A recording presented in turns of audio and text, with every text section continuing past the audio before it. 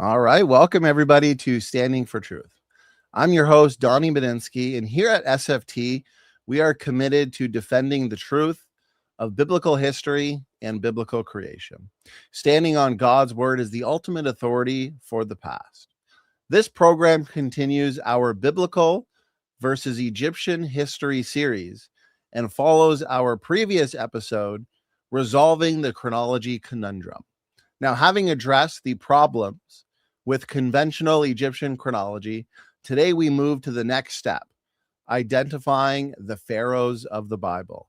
In this episode, Finding the Pharaohs of the Bible, Gavin Cox from Answers in Genesis UK examines how the biblical timeline aligns with Egyptian history and which pharaohs best fit the events recorded in Scripture. Gavin, my brother, welcome back to the program. I appreciate you doing this series with us. Great. Thanks for having me back, Donnie.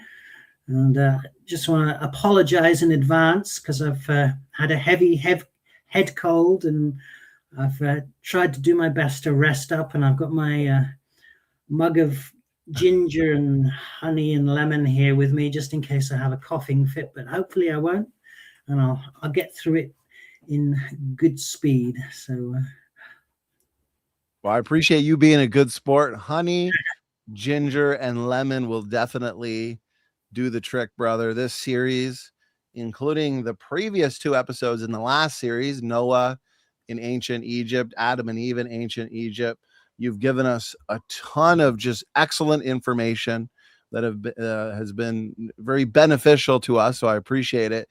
And just like I was saying pre-show, I feel like this is, the season finale here where we get to discover the pharaohs of the Bible. And I'm excited for this.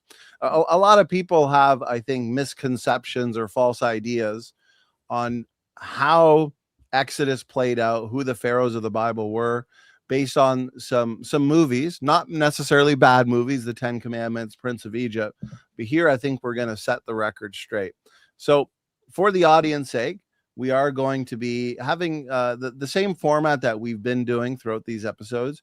Gavin will be giving a comprehensive talk on the topic here today.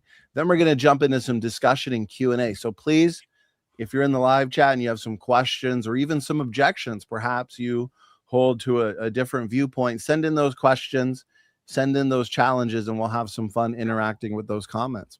And so, Gavin, I think we're ready to go. I can get your slides up on the screen and take as much time as you need. Brother, the floor is yours.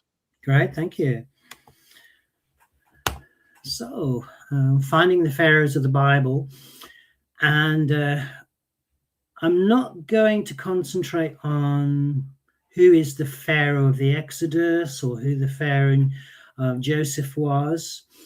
I'm going to try and get us there and show us how we can build a reliable chronology, as it were. Imagine a pair of step ladders, and each rung going down is going back in time, and how we can construct those chronological ladder, if you like. And we got to remember that a lot of the pharaohs right in through Genesis and Exodus are not named. So this is a big challenge for Bible-believing archaeologists, because the most important secular rulers who interacted with biblical characters like Abraham, Joseph, Jacob, Moses, Joshua, all through the Judges, Saul and David, they're not even named. So who were the Egyptian pharaohs living at the times of these great biblical figures? So the Bible doesn't name them. And only by Solomon's time do we know a pharaoh's name, Shishak. So he is going to be very important in our discussion. So he'll be a major focus of my talk tonight. So biblical chronologists have their work cut out to try and construct a reliable chronology. So when we consider Genesis, there's a lot of history in that book. So the pharaohs from Abraham right through to Saul and David, there's over 1,000 years of history there. And I'm sure we're all familiar with this iconic scene from Raiders of the Lost Ark, when the poor monkey is poisoned by bad dates meant for Indy. At that moment, Jones is celebrating with his trusty sidekick Sala, because the Germans, despite pouring oodles of brain, muscle, and money into finding the Ark of the Covenant, miscalculated the location of the Ark and were digging in the wrong place. And that becomes a pivotal moment in the movie, as the Nazis' misfortune becomes Jones's gain. So their catchphrase becomes the turning point. They're digging in the wrong place. For instance, archaeologists will dig in the right place, but using their wrong chronology will find no evidence of Israel and Egypt, or the conquest of Jericho, or the wealth of Solomon. So even biblical academia denies the Bible when it comes to chronology. And remember, you don't have to live in Egypt to live by denial. Boom, boom. So chronology is really important. I just want to introduce you to this term, biblical minimalism. And this is Israel Finkelstein. He's an archaeologist, and he wrote this in his book, The Bible Unearthed. The process that we describe here is, in fact, the opposite of what we have in the Bible. So he's talking about archaeology in Israel. The emergence of early Israel was an outcome of the collapse of the Canaanite culture, not its cause. And most of the Israelites did not come from outside Canaan, they emerged from within it. And I'm not quoting him because I agree with him, of course. I'm just quoting him to show him what biblical minimalism looks like. It's a complete denial of biblical history. He says there was no mass exodus from Egypt. There was no violent conquest of Canaan. Most of the people who formed early Israel were local people, the same people who we see in the highlands throughout the Bronze and Iron Ages. The early Israelites were, irony of ironies, themselves originally Canaanites. Now, why does he say that? Because I think he is captured by an incorrect chronology, an extended Egyptian chronology, and he's trying to tie his biblical archaeology to that. Let's just think about how chronology works. So imagine a stepladder, if you like, going down into a deep hole, and every rung on the ladder joins two mainstays, and we can think of those rungs as synchronisms, so between secular history and biblical history. So synchronism is basically evidence of when two different nations or leaders interacted, whether they were in times of war or through letters or correspondence. So when we have two different names that occur together in the archaeological record, we can make a synchronism. We can tie up different histories. So we have, as Christians, we've got to get our biblical chronology correct. So if Christian archaeologists don't construct a reliable chronology based on the Bible, then secular archaeologists will force their chronology onto ours. And this has happened in academia, especially since the 1970s, from both within biblical circles and from without. So chronology is really important. It means digging in the right place and the right time. So tonight I want to look at the biblical pharaohs, and there are 5 pharaohs that are named in the Bible. So the first one is Apries or Hophra, and he's mentioned in Jeremiah 44 verse 30. He was contemporary with Jeremiah and lived between 650 and 570 BC. And Necho II, he's in the 26th dynasty between 610 and 595 BC. That's the secular date, called Necho in the Bible. He's mentioned in 2 Kings 23:29, Jeremiah 46 verse 2, contemporary of Josiah and Jeremiah. And then Taharka, he's in the 25th dynasty, so we're going back in time. secular dating between 690 and 644 BC, called Terhaka in the Bible. He's mentioned in 2 Kings 19:9, Isaiah 37 verse 9. He's contemporary with Hezekiah, who lived between 741 and 687 BC. Isaiah wrote between 740 and 686 BC, and also Sennacherib, who lived between 705 and 681 BC. And then going back further in time, we have Shoshenq I. He's of the 22nd dynasty, between 943 and 922 BC. He's mentioned in 1 Kings 11:4, 1425. He's a contemporary of Solomon. So he is really important. So if we get back to Solomon, then we have a major biblical synchrony right there at the time of Solomon that tells us from the dating of the Solomonic temple, there's a period that goes right back to Exodus, and the Bible names that very specifically, and we'll look at that a bit later. So he's also contemporary Rehoboam and Jeroboam. Shoshenq invaded Canaan in the 5th year of Rehoboam, who reigned for 17 years and died in 915 BC. Therefore, the 5th year of his reign is around 927 BC. And then we have Osokon IV, who's called So in 2 Kings 17 verse 4. He's a contemporary of Hoshea, who reigned between 732 and 723 BC, and Shalmaneser V, who reigned between 727 and 722 BC. Now, these are all the Egyptian pharaohs that are actually named in the Bible.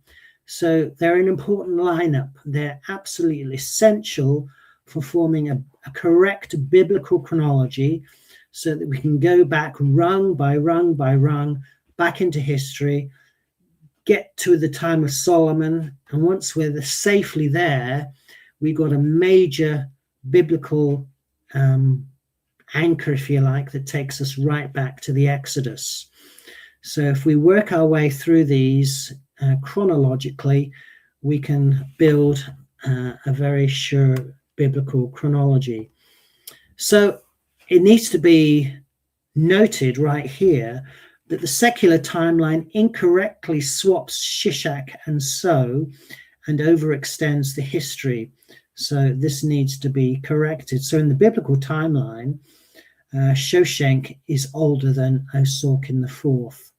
So we need to note that. So this is our biblical, this is the secular standard dating of Egyptian history here, not the biblical. And so we go right back to the pre-dynastic period, 3200 BC, working our way up through the early dynastic period, Old Kingdom, and then the first intermediate period, Middle Kingdom, second intermediate period, New Kingdom, then into the third intermediate period, and into the late period, on up through to the pre-New Testament and the New Testament periods. So my talk's going to start off in the 26th dynasty, and this particular chart in front of us here shows the secular lineup and proposed secular dates, which need to be understood correctly within the biblical time frame. So let's start with Pharaoh Hophra, and he appears here in the late period, 26th dynasty, secular date between 664 and 525 BC. So he's going to be first rung on the ladder, and we're going to look at each of these pharaohs and their biblical settings in turn, and look at their archaeological evidence in the archaeological record for their existence. So he's mentioned in Jeremiah 44 verse 30, and I'll just read you these verses here. Thus says the Lord, behold, I will give Pharaoh Hophra, king of Egypt, into the hand of his enemies, and into the hand of those who seek his life, as I gave Zedekiah, king of Judah, into the hand of Nebuchadnezzar, king of Babylon, who was his enemy and sought his life. So our first rung on the ladder is Pharaoh Hophra of the 26th dynasty. And Hophra's name appears only once in the Bible at this particular verse, Jeremiah 44, verse 30. And Wahibri, or Apries, which is the Greek translation or Greek pronunciation, means constant. In the Egyptian, means constant is the heart of Re. Ha'ebre means jubilant is the heart of Re forever. Hophra reigned in the late period, and his predecessor was Psamtik II, and his successor was Amasis II. So those are his cartouches there. And this is Kenneth Kitchen, and he was a major Egyptologist here in the UK, and he was the world's expert in the Third Intermediate Period. He was also an evangelical scholar, a brilliant man, and he wrote this about Hophra, and this was in his Third Intermediate Period in Egypt, massive book. So Pharaoh Hophra, 589 to 570 BC, foolishly abandoned restraint, marched to support Zedekiah of Judah against Babylon in 588-7 BC, and promptly retreated again, leaving Jerusalem to be sacked by Nebuchadnezzar II in 587 or 586 BC. Jeremiah had in turn prophesied that the Babylonian king would invade Egypt, which he did in 586 BC, early in the reign of Amasis.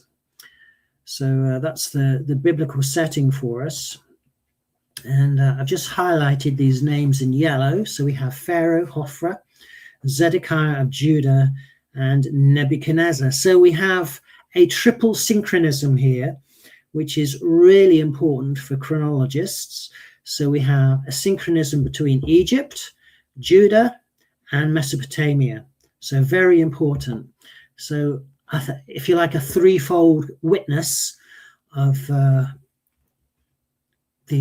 biblical king interacting with an Egyptian and a Mesopotamian king. So it's a very strong chronological anchor here for our first rung on the ladder.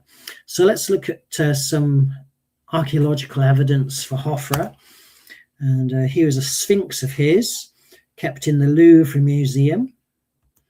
And this is a bronze bust with his name on it in the Metropolitan Museum of Art. So we have plenty of physical evidence for Hophra. And this is a black granite head of a Apries in the Louvre Museum. And also his cartouche written on a block of stone in the Oriental Institute of the University of Chicago. And also this large monolith, obelisk rather, of a Apries that's actually been set on a more modern plinth of an elephant. That was in 1667, designed by Bernini. So that's these physical evidences. There's another quite recent discovery found mentioning Hophra. And this stela that I have on the screen here is dedicated to the biblical Pharaoh. It's an important piece of extra biblical evidence that corroborates his existence. And it was unearthed in a field by a farmer. So it's a pretty large block of stone here, covered in monumental hieroglyphs and superbly preserved hieroglyphs inscriptions. So that was unearthed in a field in 2021. It's discovered near the town of Ismailia on the west bank of the Suez Canal. So that's somewhere that I've visited myself during my time with the oil industry. So despite the fact that Hophra reigned for almost 2 decades and experienced some success, he's remembered mainly for his failed attempt to come to King Zedekiah's assistance, King Zedekiah of the Bible, of course, and his disastrous final campaign against Cyrene, which ultimately resulted in his death. What is known from history about Hophra's life is consistent with his brief appearance in the biblical text. In the end, the prophecy of Jeremiah was fulfilled, that Hophra would be given into the hand of his enemies and into the hand of those who seek his life. That's Jeremiah 44, verse 30. So that's all we have for Hophra. Just a brief, small, but very important appearance in the Bible, an appearance upon which we can hang our chronological hat and move backwards in time to the next mentioned biblical pharaoh of the Bible, who is Necho, or Necho II. So our second rung on the ladder is Necho II, alternatively spelled Neco, Necho, depending on the English translation. So the standard chronology holds that he reigned between 610 and 595 BC. He's the second king of the 26th dynasty and is contemporary with Josiah of Judah. So in his days, Pharaoh Necho, let's just bring up the verse for you here.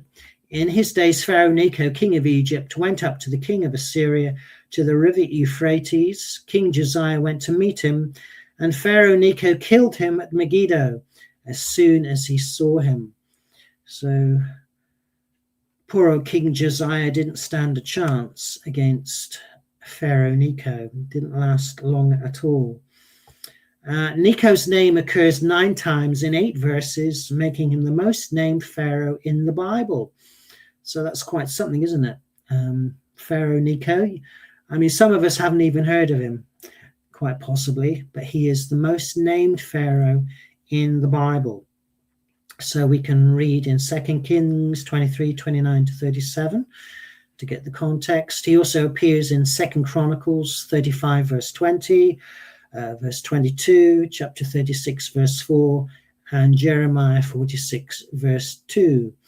Now, Necho, that's his birth name, and Wahim Membri, which means carrying out the wish of Re forever.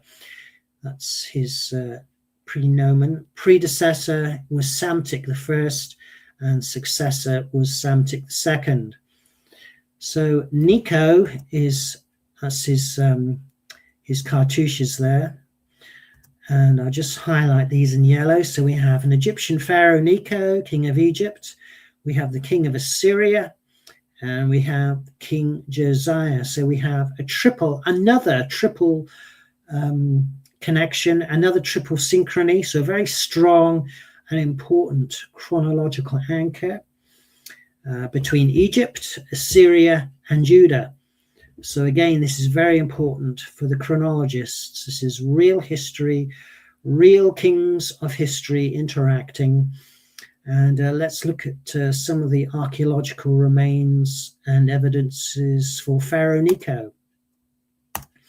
Let's have a look at a few more verses first. This is in 2 Kings 23:30. So his servants carried him, that's King Josiah, dead in a chariot from Megiddo, and brought him to Jerusalem and buried him in his own tomb. And the people of the land took Jehoahaz, the son of Josiah, and anointed him and made him king in his father's place. And then 2 Kings 23:31 to 32. Jehoahaz was 23 years old when he began to reign, and he reigned 3 months in Jerusalem. His mother's name was Hamutal, the daughter of Jeremiah of Libnah. And he did what was evil in the sight of the Lord, according to all that his fathers had done. So note the chronological information given in this passage, years and months, so it's very accurate. So we have these other verses as well in 2 Kings 23, verses 33 to 34. Pharaoh Necho put him, Jehoahaz, in bonds at Riblah in the land of Hamath, that he might not reign in Jerusalem, and laid on the land a tribute of 100 talents of silver and a talent of gold. And Pharaoh Necho made Eliakim, the son of Josiah, king in the place of Josiah his father, and changed his name to Jehoiakim. But he took Jehoahaz away, and he came to Egypt and died there. So here, Pharaoh Necho made Judah tribute to him, so politically subservient, and Judah had to pay the Pharaoh gold and silver for protection money, if you like. So Necho installs his own king, even changing his name, and took Jehoiakim, king of Jerusalem, as prisoner back to Egypt. And we'll come across this important concept of tribute a bit later. 2 Kings 23:35. And Jehoiakim gave the silver and the gold to Pharaoh, but he taxed the land to give the money according to the command of Pharaoh. He exacted the silver and the gold of the people of the land, from everyone according to his assessment, to give it to Pharaoh Necho. So all Judah pays tribute to Pharaoh Necho. And again in 2 Kings 23:36-37, Jehoiakim was 25 years old when he began to reign, and he reigned 11 years in Jerusalem. His mother's name was Zebediah, the daughter of Pedaiah of Rumah, and he did what was evil in the sight of the Lord, according to all that his fathers had done. Again, there's important chronological information in this text. So let's look at this Babylonian chronicle. And this historical chronicle describes Nebuchadnezzar's first campaign against Jerusalem in 597 BC. And this tablet covers the period of 12 years from the first year of the Babylonian king Nabopolassar, 605 BC, which was also Nebuchadnezzar's accession year, through to the 11th year of Nebuchadnezzar's reign. And this represents a major synchronism or anchor point involving Babylonian, Egyptian, and Israelite dates for which chronologists can work backwards, attaching biblical dates. At the Battle of Carchemish in 605 BC, Nebuchadnezzar inflicted a crushing defeat on an Egyptian army led by Pharaoh Necho II, and ensured that the Neo-Babylonian Empire would succeed the Neo-Assyrian Empire as the dominant power in the ancient Near East. So if you can imagine Egypt in the south, poor Judah and Israel stuck in the middle, and Assyria and Babylon in the north, and there's lots of power plays coming from the north and from the south, and often Judah or Israel in the middle were caught in between the politics and the power. And those correspondences that we have that are mentioned in the Bible there form very important chronological steps for us. So Necho II, I'll continue to talk about him with some important archaeological evidences for Necho II. There's a small kneeling bronze statuette of Necho II in the Brooklyn Museum. And there's a stela dedicated to Osiris and Osiris by Necho II, the 26th Egyptian dynasty, in the Museum of Louvre. You can see his cartouches there. So let's just remind ourselves of the secular standard dating of Egyptian history. And we've now entering into the third intermediate period here between the secular dates of 1069 and 664 BC. So we're stepping backwards in time to our next rung on the ladder, which is our third rung on the ladder now. And so we move back in time towards the end of the third intermediate period in the 25th dynasty with Pharaoh Taharqa. And he's a non-native Egyptian pharaoh, so he's a cousin, if you like, of the Egyptians from Kush in the south. Now, when Egyptologists go on about intermediate periods, they were periods where non-native Egyptians were in overall control. It doesn't mean that non-Egyptian pharaohs ruled everywhere, but there were time of political instability in Egypt. So there's a first intermediate period that happened after the Old Kingdom collapsed. And then after the Middle Kingdom, there's a second intermediate period. This is the time of the Hyksos. And I think between the 13th and 17th dynasties, this is the time when the Semites from the Levant would have been coming in, and including Judah. And this is where Joseph would have come enslaved and would have lived in Egypt. And this, we believe, will be the perfect time where the Semitic Hyksos pharaohs would have accepted a fellow Semite to be second in command during the plague, during the time of the famine. So this is, I think, is the only reasonable time when Joseph could have come to power. So we're looking at the third intermediate period here, and the third rung on our ladder is Taharqa, and he's mentioned in 2 Kings 19 verse 9 and Isaiah 37 verse 9. And this is the verse that's of interest. Now Sennacherib, the Assyrian king, heard concerning Taharqa, king of Cush, behold, he has set out to fight against you. That's King Hezekiah of Judah. So the birth name of Taharqa and his throne name is Nefertemkure. Nefertem is his protector, that's what it means. He's a very well-known pharaoh of the Nubian or Kushite 25th dynasty. So Nubia and the Kushite kingdom is right down south in Sudan. And he reigned between 690 and 644 BC. So his name appears twice in the Bible, 2 Kings 19 verse 9 and Isaiah 37 verse 9.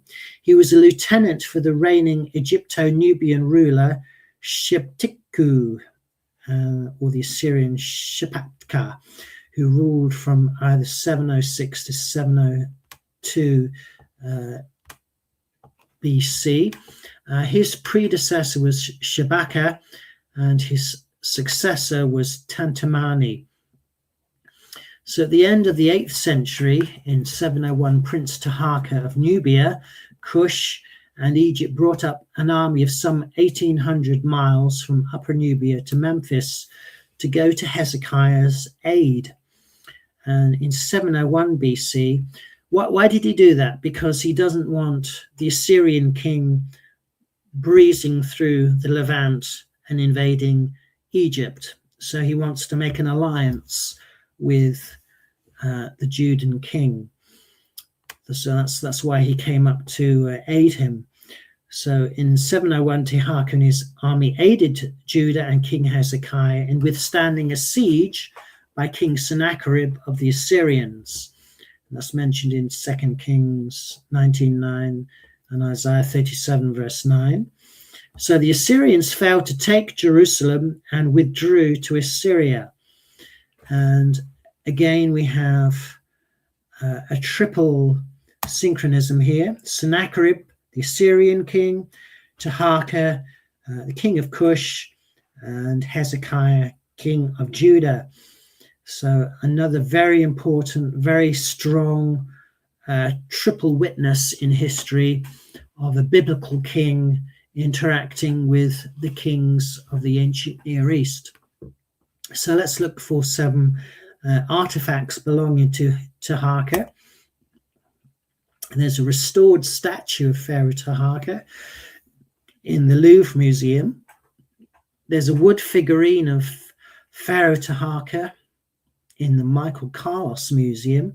So that's my photo there. I actually went to that museum in America and took that photo. And there's also some Taharqa Ushabti figures that I took some photos of as well. Now, Ushabti figures were placed in tombs among the grave goods and were intended to act as servants or minions, if you like, for the deceased, should they be called upon to do manual labor in the afterlife. So that's what a Ushabti is. So these are physical evidences for Taharqa.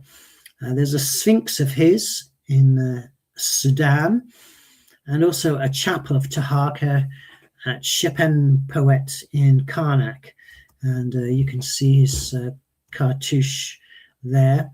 And also I visited Taharqa's kiosk and column at the Karnak temple on a visit to ancient Egypt as a tour guide and presenter in 2022 with Creation Ministries International. So we have here a photo that I took of his kiosk. It's a column and it's an open structure. It's called a kiosk, but it's not where they sell ice creams, unfortunately, which we could have done with on a hot day like today. But it's in memorial for this particular king, which interacted with the king of the Bible. And if you go along to the Ashmolean Museum in Oxford, as I did, you can also see Taharqa's shrine with his cartouche written above the head there. So Taharqa appears between the legs of the Ram Sphinx as well in the Ashmolean Museum. And this is also a granodiorite statue of King Taharqa in the Ashmolean Museum.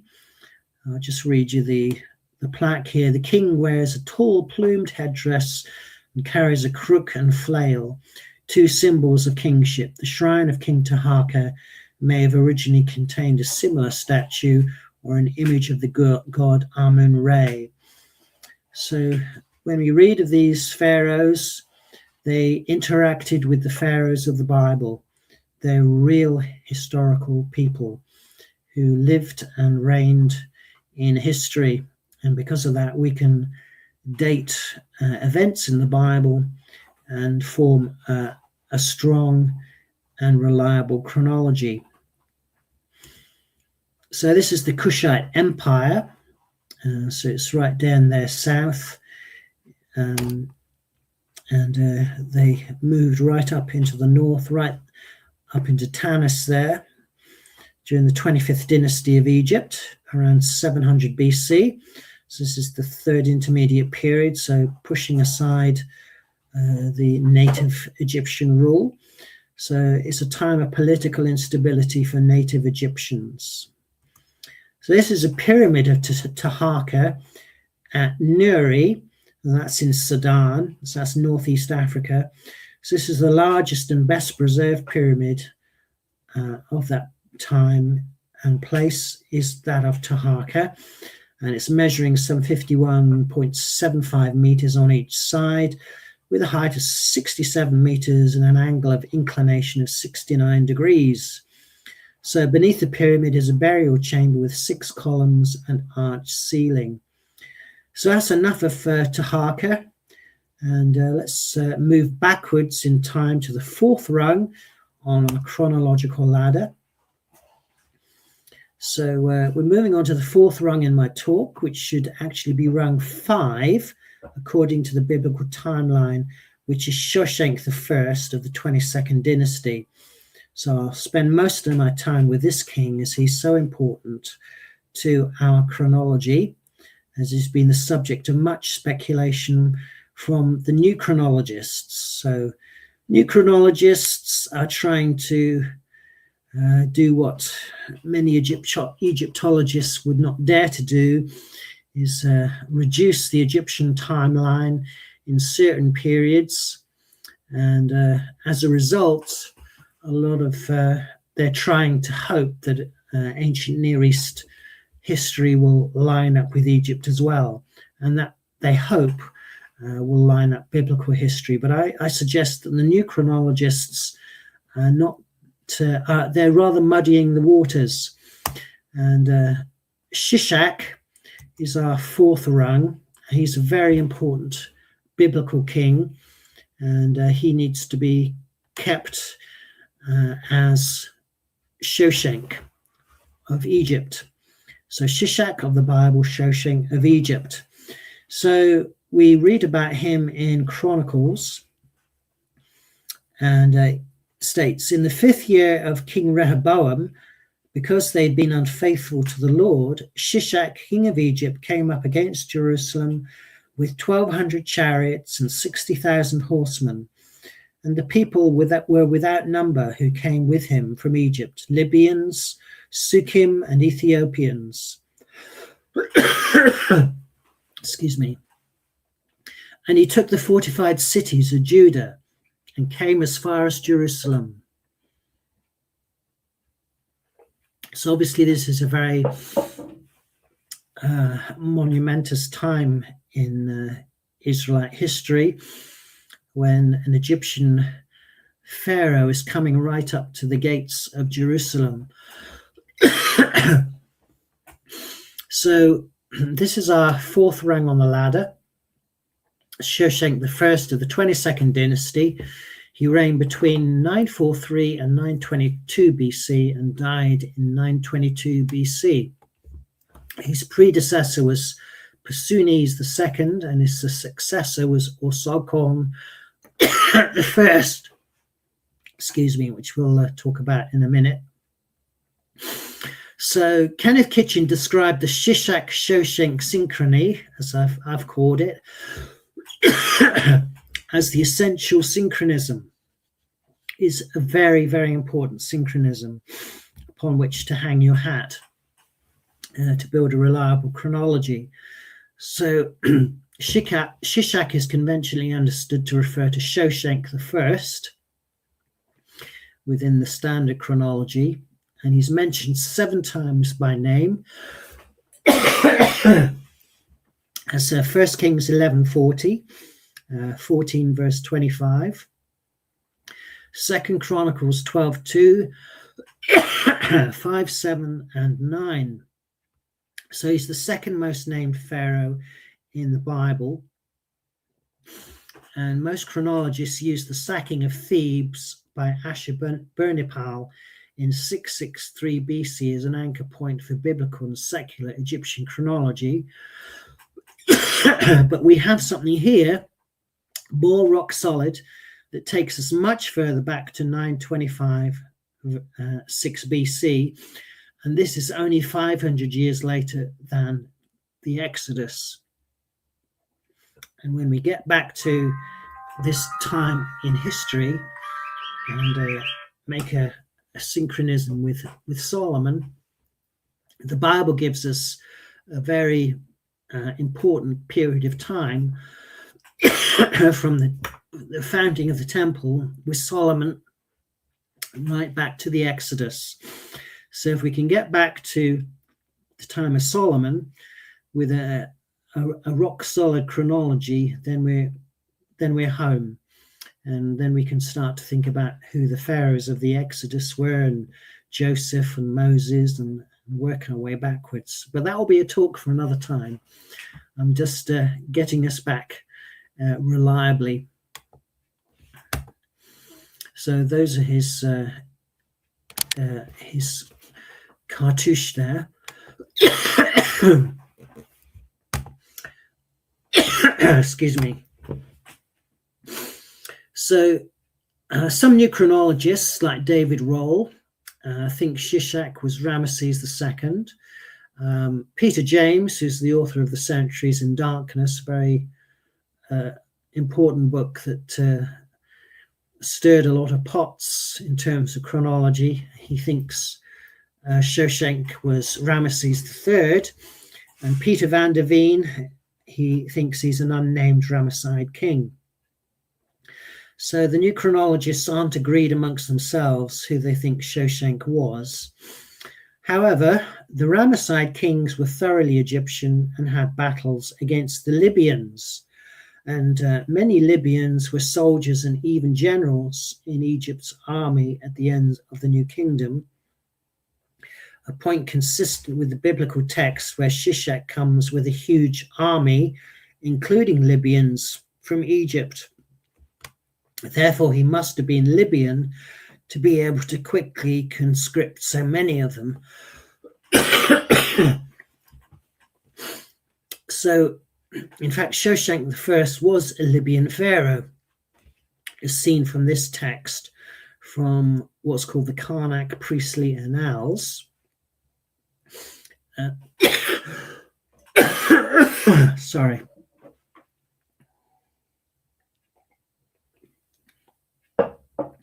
So Shoshenq the First, also spelt here Shishak,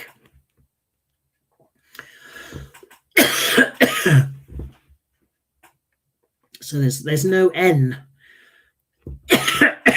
Excuse me.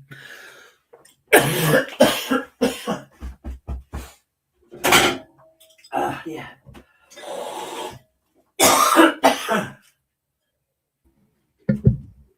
Gavin, I know you're not on the screen, but did you want to take a couple minutes? If you wanted to take a couple minutes, I could go over some reminders. We'll allow Gavin to take a couple minutes here, and I will give some reminders and announcements. Last week, we had a good week of seminars. I was joined by Ryan Cox for a program on dinosaurs and man, the history they never told you about dinosaurs, dragons, the Bible. Make sure to check this one out. This one was a ton of fun. We also had a seminar with Michael J. Ord on the astounding evidence for the Genesis flood. We also had an extensive Q&A. So if you have not yet seen that program, please do check it out. In terms of debates, we do have a good variety of upcoming debates, some of the creation evolution ones that we have coming up. This one is in April. Dr. Peter Line and Gutzit Gibbon will be debating the question, does the hominin fossil record support creation or evolution? Lots of anticipation for that. Then the following month, we got Paul Price and Dr. Zach B. Hancock debating the question, are mutational effects a problem for evolution? Gavin, I appreciate you being a good sport, brother. I know it's that time of year where sickness is so common. Are you okay to continue? Yeah, I will plow on. Okay. Yeah, I got my glass of water by my side, so I'll. Very good. Yeah. Okay, so we're talking about Shishak of the Bible, and he's mentioned here in what's called the Karnak Priestly Annals, and I've written a major research article in Journal of Creation on Shishak and Shoshenq, and that particular name occurs in this area. So Kenneth Kitchen, he actually went through all these monuments and did the translations of the Karnak Priestly Annals. Absolutely monumental work. And this particular spelling of Shoshenq appears here, which is identical to the biblical spelling of his name, Shishak. And we'll continue. But let's put him in biblical context. So what happened is that Shishak was on his way to sack Jerusalem, but the Jerusalem leadership are warned of his coming.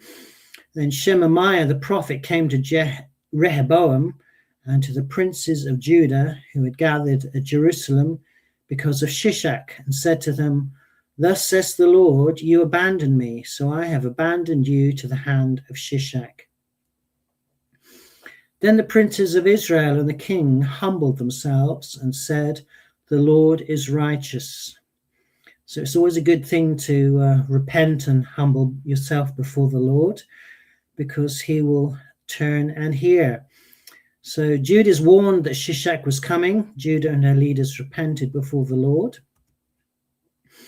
When the Lord saw that they humbled themselves, the word of the Lord came to Shemaiah, they have humbled themselves. I will not destroy them, but I will grant them some deliverance, and my wrath shall not be poured out on Jerusalem by the hand of Shishak. Nevertheless, there shall be servants to him, that they may know my service and the service of the kingdoms of the countries. So the Lord saw their repentance and stated that they would not be destroyed, but rather be made subject or tributary to Shishak. And the Bible talks about Judah's tribute. So Shishak, king of Egypt, came up against Jerusalem. He took away the treasures of the house of the Lord and the treasures of the king's house. He took away everything. He also took away the shields of gold that Solomon had made. So Shishak took off all of Solomon's treasures as tribute not to destroy Jerusalem. So we have some very interesting Hebrew play on words going on with Shishak's name here, and I published on this in the Journal of Creation. So this is the Hebrew for Shishak's name. So we have Shay, which is a noun, which means gift or tribute, offering as homage. So we can split this name into two different parts. So I translate the Hebrew meaning of the Egyptian name Shishak to mean he desired tribute, which sums up Shishak's attitude to taking off Solomon's temple gold as bribe not to destroy Jerusalem. So this is a literary technique called paranomasia, or punning. So they deliberately pun on the name of Pharaoh here to actually give a meaning. So do you want to learn some Hebrew? So the Hebrew name Shishak can be seen to be composed of two Hebrew words. Tribute, he desired. There's an example here in Isaiah 18 verse 7. At that time, tribute, shai in Hebrew, will be brought to the Lord of hosts. Plus shuk, which is a verb to fill with longing, desire, or craving. And that's famously used in the Song of Solomon at 7 verse 10. I am my beloved's, and his desire, teshika, is for me. So if we consider these two words, these two verbs, put them together, if there's any Hebrew experts out there, you can see that there's a middle yod that's dropped out. So why has that happened? So the middle yod, that's the Hebrew word there, is dropped to form a perfect third person masculine singular verb of desire. So that becomes he desired, masculine past tense. It's perfect, rather. Perfect in Hebrew is a completed action similar to our English past tense. So joining the two words together in this way is also known literally technique called hendiadic paranomasia. It's a bit of a mouthful. It basically means it combines two different words to convey a single idea or action, which is Shishak means he desired tribute, which beautifully sums up his attitude to why he came to the very gates of Jerusalem. He fancied all that gold of Solomon. His mouth was dripping for all of that gold, all of that temple gold. Remember, under David and then Solomon's time, Israel had become fabulously wealthy. The temple wealth was absolutely staggering. And Shishak knew all about it, and he desired it. He was absolutely craving for it. So the Hebrew pun on Shishak's name means he desired tribute. So when I looked into this, I was so amazed by this translation that I got a PhD Hebrew specialist. He's a Messianic rabbi, to check it out for me before I sent it in for internal peer review at the Journal of Creation. And he said, yep, that works. So that's the first time anyone has actually suggested that translation. And I think it's very sound.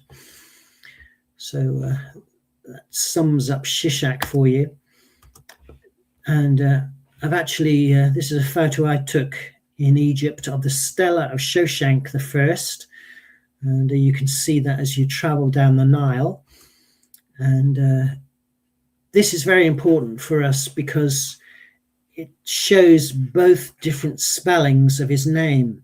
So a particular new chronology objection that Shishak is not Shoshank is the different spellings, because Egyptian Shoshank obviously has an N and biblical Shishak doesn't have the N. But on his stela here, which can be seen by the River Nile, both varieties of his name occur on the same stela. So Sheshenk with an N and Sheshek without an N. So that there are two official spellings may reflect the difficulty of accurately transcribing the Libyan nasal sound of Sheshenk, which does not exist in either Egyptian or the Semitic language. So that particular sound, there are established correspondences, of course, between Egyptian sh and Egyptian k and Hebrew k. So I think that dispels that particular objection.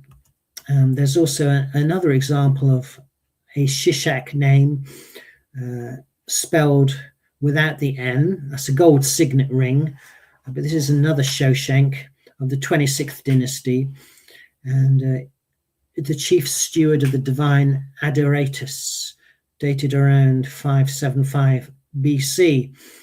And by this time, it had become an Egyptian name, spelt without the N. So a Libyan name had become an Egyptian name by this time.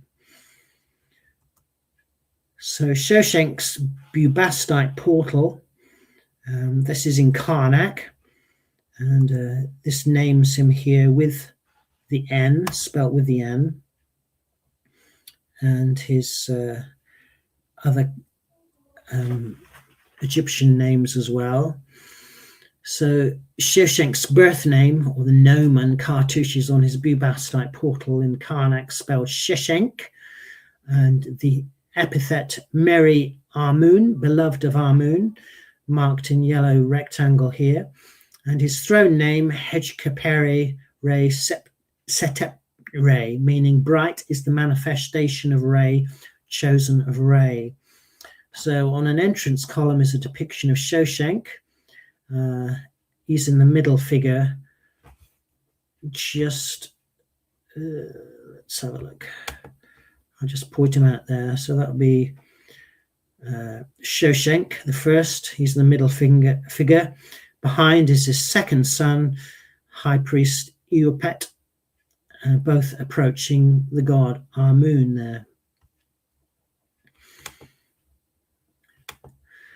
And this is his famous triumphal wall.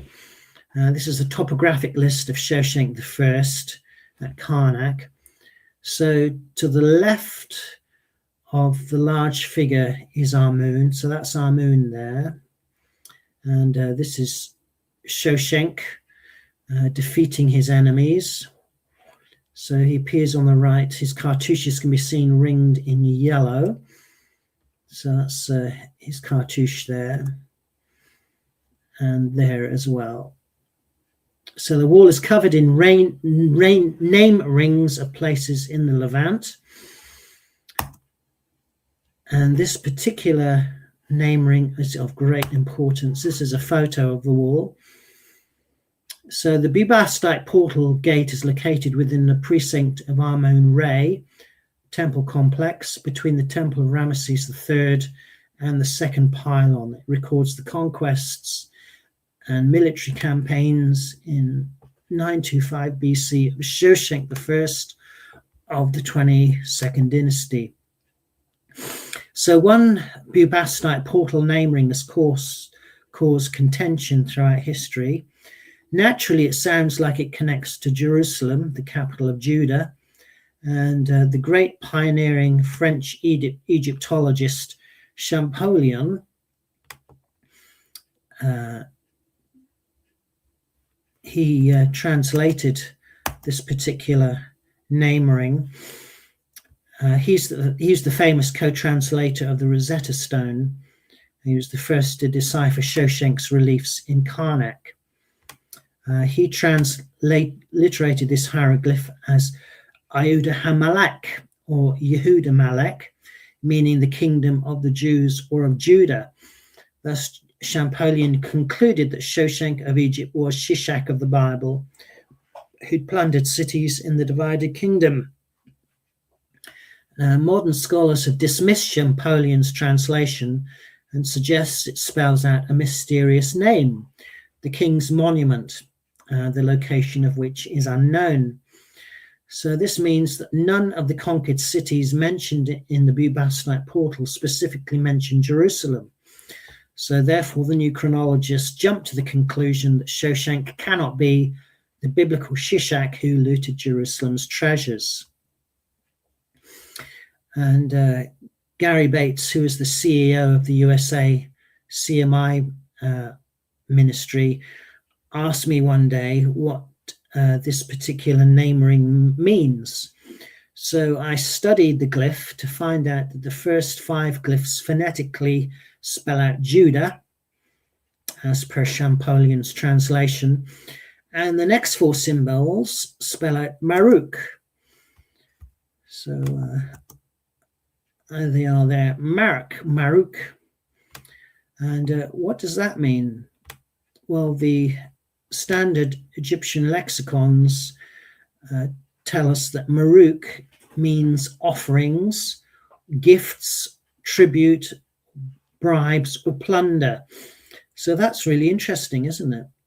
That this name ring could actually be saying Judah's tribute. Could this be referring to Jerusalem? That would be read as much by an Egyptian looking at the Bubastite wall inscriptions. So if this indeed is saying Judah's tribute, where would it be collected? It will be collected through the capital of Judah, which was Jerusalem. So this is referring to Jerusalem. So this is the particular name ring in close. Now I've looked subsequently and have found various variations of this particular word for gift or tribute in hieroglyphic inscriptions. So there's a particular good example in the Edfu temple, Marak, which means gift. So that's in the late period, in the Ptolemaic dynasty. And there's others, Maruk, that's on the Shoshenq Bubastite portal. Maruku, gifts, that's from the Papyrus Berlin.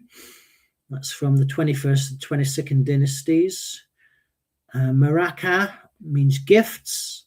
The Journey of Weneman, that's a papyrus from Ramesses the 11th dynasty, 21st to 22nd. There's several other examples from a papyrus and from Abu Simbel as well. So these particular words, they use very similar symbols, and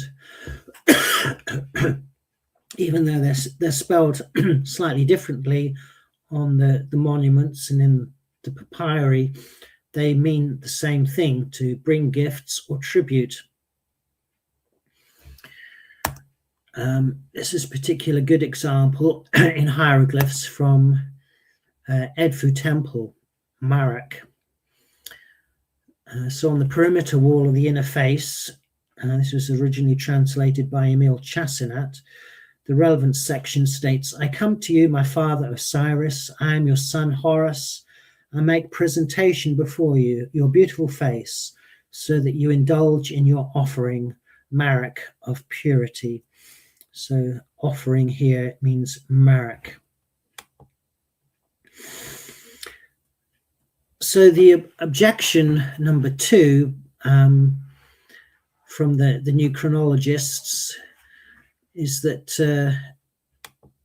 the name rings must only spell names of conquered cities.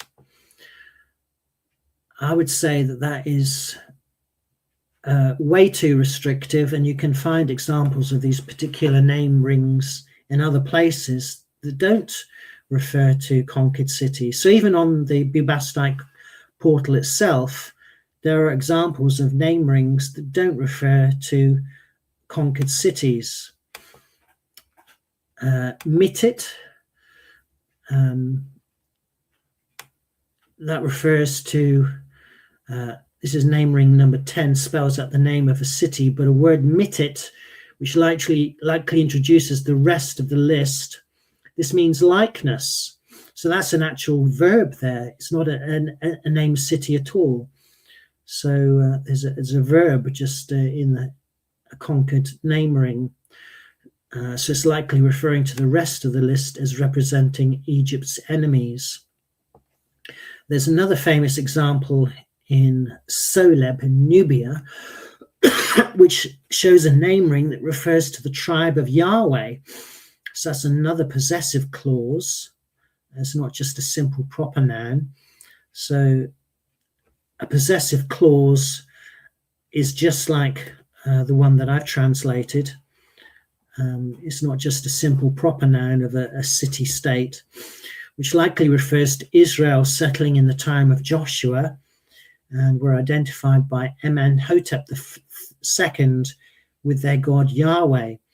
So interpreting name ring 29 as referring to Judah's tribute is not at all inconsistent with what is currently known as name rings in the so-called topographic lists.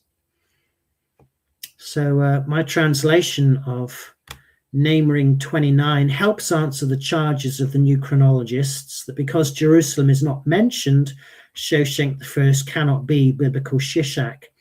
So the most likely translation of Yehuda Marek is Judah's tribute. It was at Judah's capital city, Jerusalem, that Shoshenq I desired Solomon's gold as a bribe, not to destroy the city.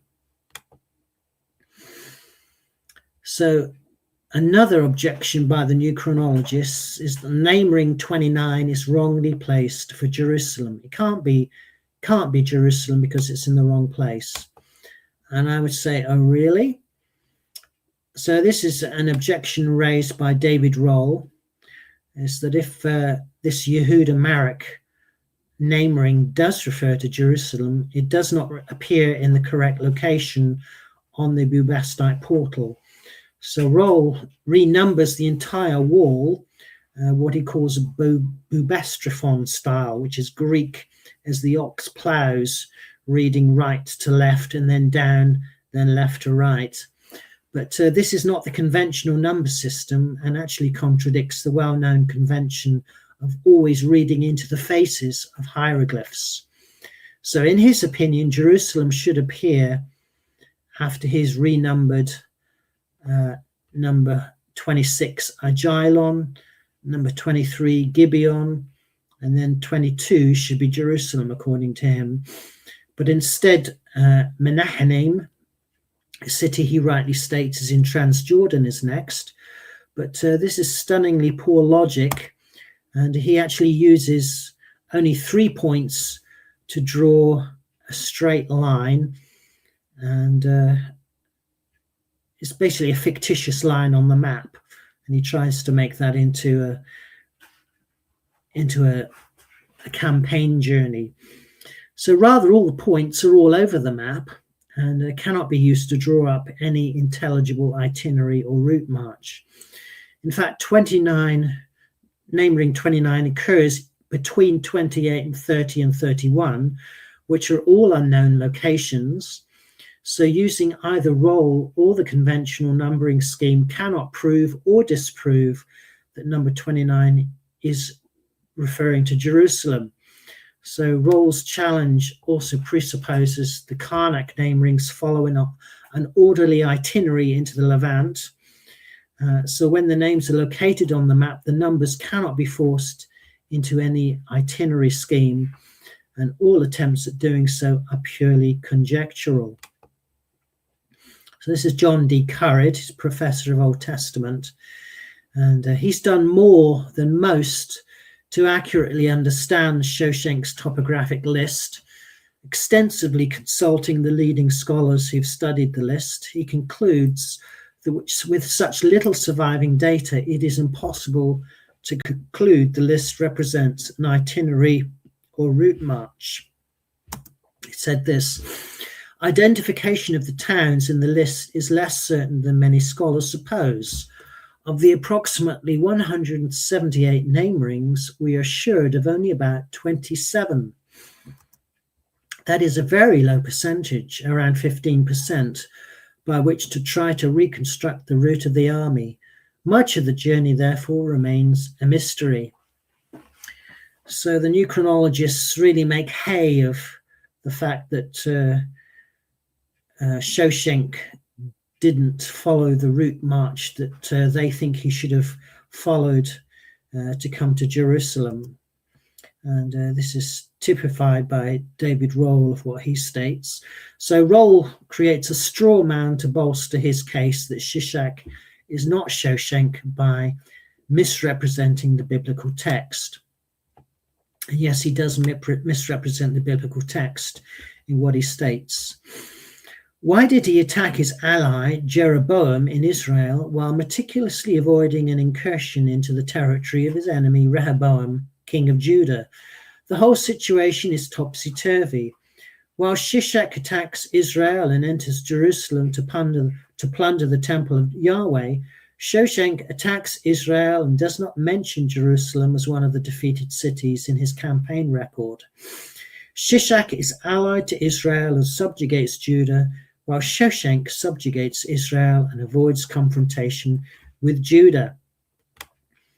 So basically, David Roll is saying that Shishak and Shoshenq are completely different individuals. You can't mix them up. They had completely different itineraries, times in history, and you just can't conflate the two. But let's just look at what David Roll says here. How could Shishak attack his ally Jeroboam when scripture does not record that Jeroboam was Shishak's ally? No, Jeroboam was no more than a useful idiot. Shishak was an opportunist and struck while the iron was hot, when Israel was divided and Jerusalem's temple and its treasures were most vulnerable. Secondly, despite Roll's claim, Shoshenq does attack cities in Judah. They are mentioned on his victory wall as Succoth, as number 38, Gath, 83, and Ajalon, number 26. Kenneth Kitchen also proposed the heights of David in rings 106 and 105. And I propose that name ring 29 actually refers to Jerusalem. Neither do we read in scripture that Shishak is allied to Israel, as David Roll suggests. This simply misrepresents the biblical text. Regarding the lack of mention of Jerusalem on Shoshenq's triumphal wall, scholars have suggested that Jerusalem may have been recorded, but is now lost in the damaged portion. However, I say that this line of reasoning is an argument from silence. The principal reason that the Bible does not mention cities in Israel conquered by Shishak is that the biblical chronicler was focused on Judah, and specifically Jerusalem, which had the temple and was the center of worship. He was not concerned with Shishak's wider political and economic aspirations, which likely included the entire Levant and control over Solomon's trade routes. So let's just have a summary here. So the Egyptian Shoshenq is Shishak. There's no excuse to say that these different spellings are different people.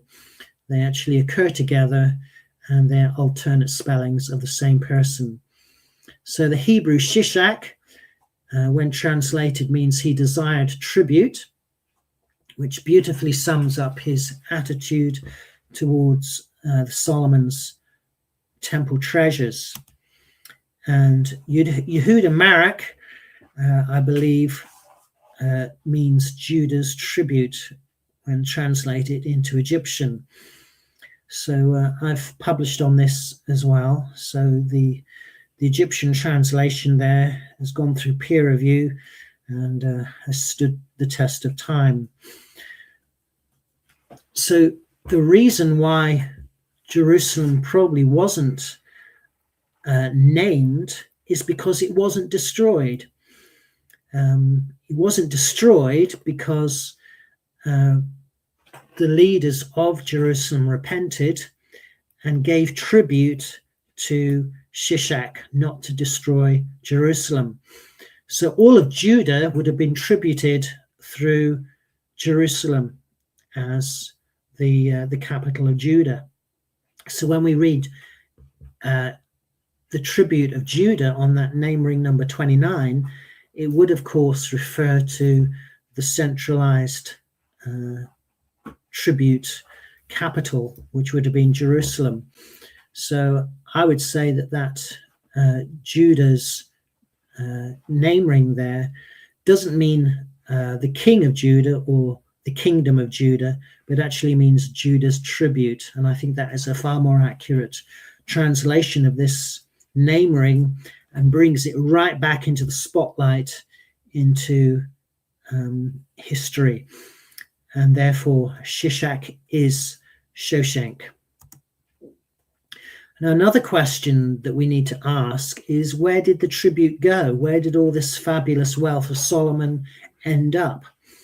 So Orsorkon I, that's his son, temple offerings of 383 tons of gold and silver, and Shoshek's second's gold face mask is absolutely amazing. So where did all this treasure come from? So the question needs asking, what happened to Solomon's treasure? Shoshek did not live long to enjoy his newly acquired wealth.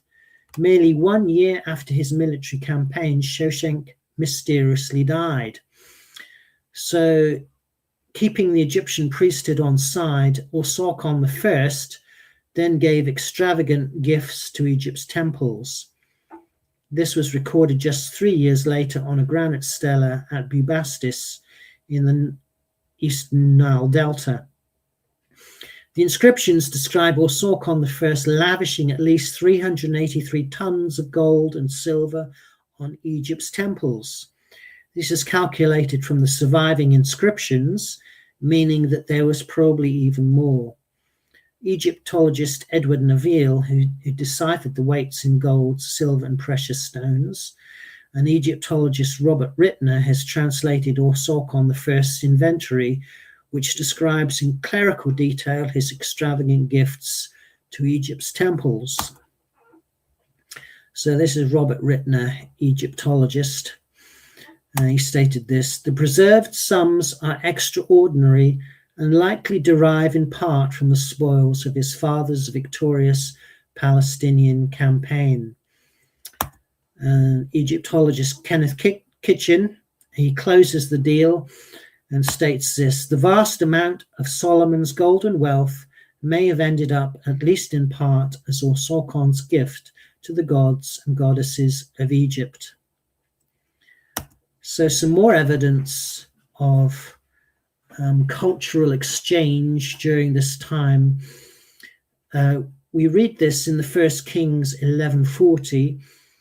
Jeroboam arose and fled into Egypt to Shishak, king of Egypt, and was in Egypt until the death of Solomon. And what we have in front of us here is the Shoshenq I stela. It was discovered in 1910. It's housed in the Cairo Museum, reveals Shoshenq I's administrative affairs. That's his cartouches there. And there's an incredible parallel between how Solomon did his official duties and how Shoshenq actually started to do his official duties as well. So the 1 Kings 4 verse 7 tells us Solomon had 12 officers over all Israel who provided food for the king and his household. Each man had to make provision for 1 month in the year. And lo and behold, on this stela is something quite remarkable, as Robert Redford, Egyptologist, states. Now, he's no biblicist, of course. He doesn't hold to the Bible, but he recognizes the incredible connection here on this stela. The text is arranged in 12 monthly sections. Under each are listed the officials and towns responsible for supplying the temple during that month, together with the amount of their levy. The parallel between Shoshenq's and Solomon's provisioning system is striking.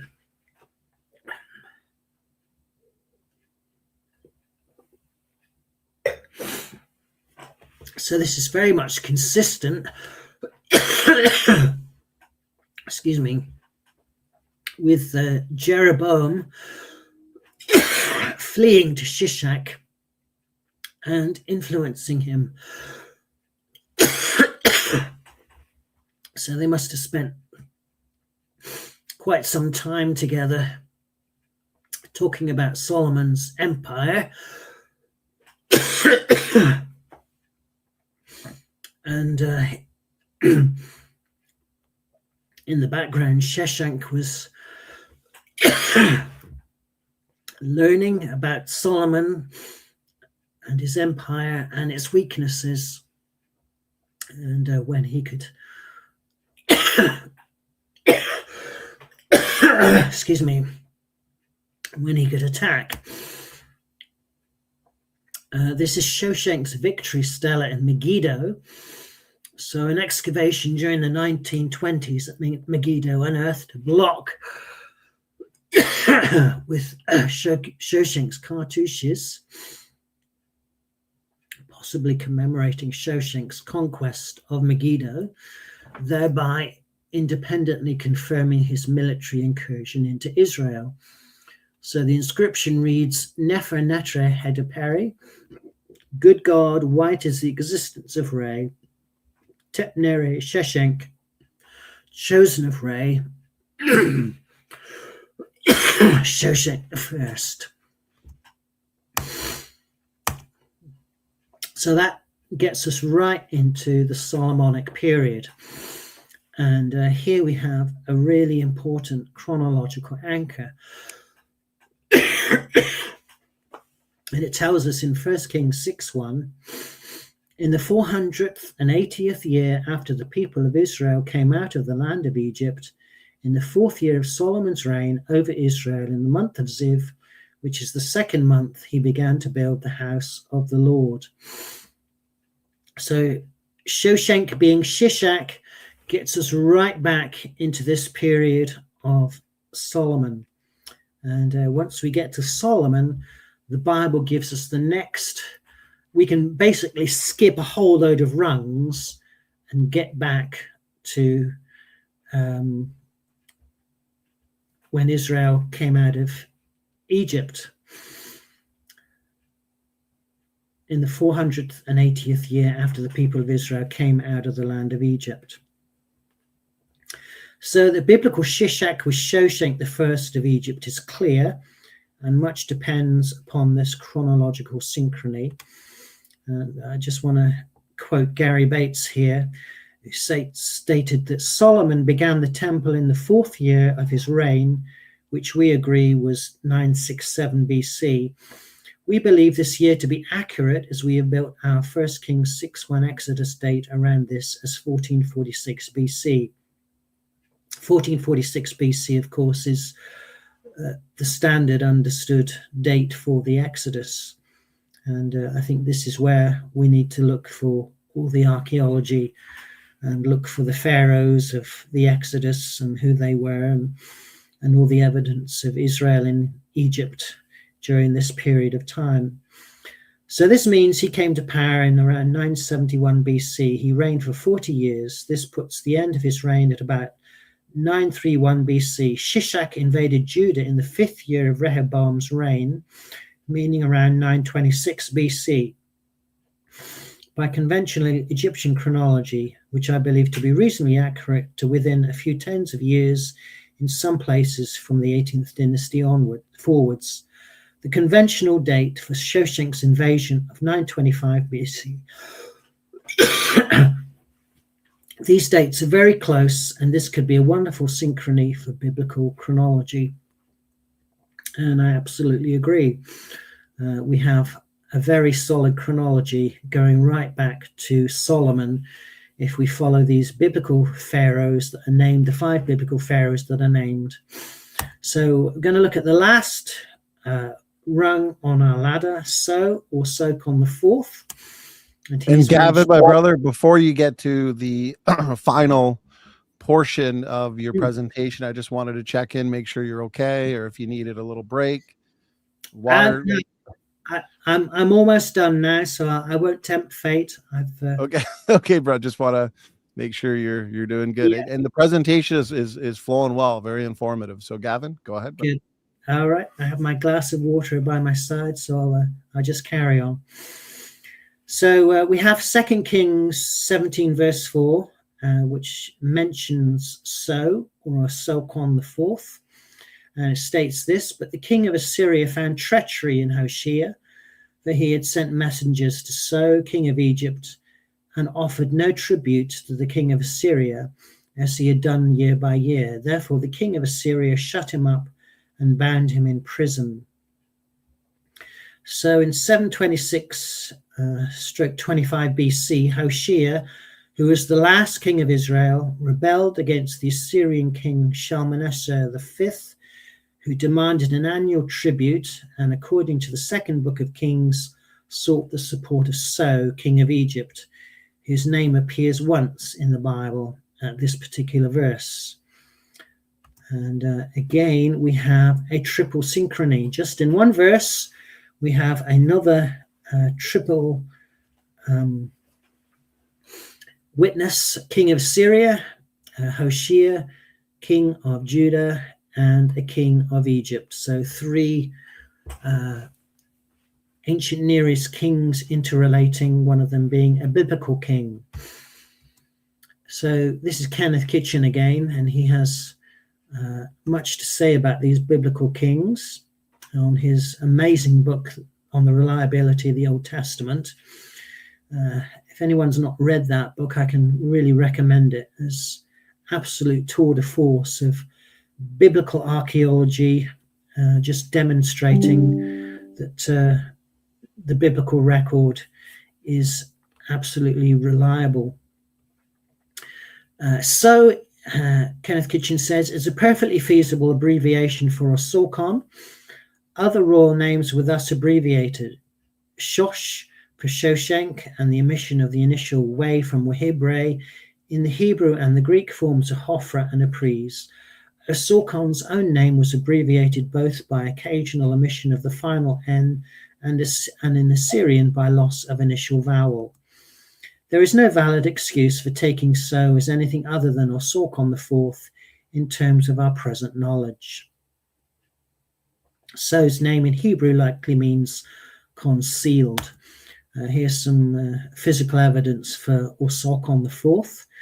This is his aegis. It's a large, broad collar-like necklace surmounted by the head of divinity here, and that's kept in the Antiquities of the Louvre. And his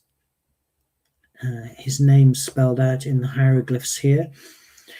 And according to Kitchen, there are valuable hints towards establishing the absolute chronology of the transitional period from the 22nd to the 25th dynasties, from Osorkon IV to Shabako, are furnished by Assyrian records under Sargon II. In the year 716 BC, Sargon II's forces reached the river of Egypt, Wadi al-Arish, and he received a present of 12 large horses from Shilkani, king of Musri. Shilkani is an Egyptian king and must be an Osorkon. In fact, Osorkon IV, Akef-Peri of Tanis, and Bubastis, the ruler closest to Egypt's Palestinian border. This datum immediately puts the death of Shoshenq V in or preferably before 716 BC. We thus have a basis for minimal dates for the 22nd dynasty. So this is how Egyptologists are working out their chronology and tying it up into the biblical chronology. This is the victory stela of Pharaoh Pi, and he can be seen receiving offerings here. There's a drawing of the upper right part of the victory stela of Pharaoh Pi, depicting Pi being tributed by 4 Nile Delta rulers. Nimlot, he's holding a horse, and his queen before him, Osorkon IV, and he's in the yellow box. You put the second, Bast, original stela in granite found at the Jebel Barkal and dated to the reign of Pi, 25th dynasty, now in the Cairo Museum. This is also a relief of Osorkon IV, found in a sacred lake, Temple of Mut in Tanis. So the block was found in 2010 in the former lake of the Temple of Mut in Tanis, and is now believed to depict Pharaoh Osorkon IV in an archaic style. A cartouche is partially visible in the right and contains Osorkon IV's throne name. So when we have David Rolls saying things like this, archaeological excavations in Egypt and the Levant ongoing for the best part of the last 2 centuries have produced no tangible evidence to demonstrate the historical veracity of the early biblical narratives. Direct material support for the traditional history of the Israelite nation is handed down in the books Genesis, Exodus, Joshua, Judges, Samuel, Kings, and Chronicles is virtually non-existent.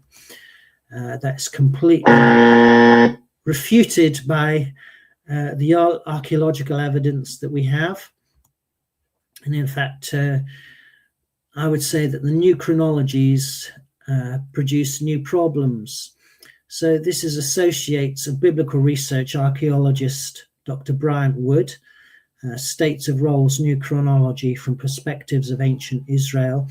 This statement is, of course, grossly exaggerated and inaccurate, as even a cursory review of the many books on archaeology in the Bible will reveal. By making such a statement, Rolls set up a straw man, which he can now proceed to knock down by means of his new chronology. In actual fact, however, the cure is worse than the sickness, as his new chronology produces no correlations whatsoever. It is abundantly clear that from a Palestinian perspective, Rolls' hypothesis is quite unworkable.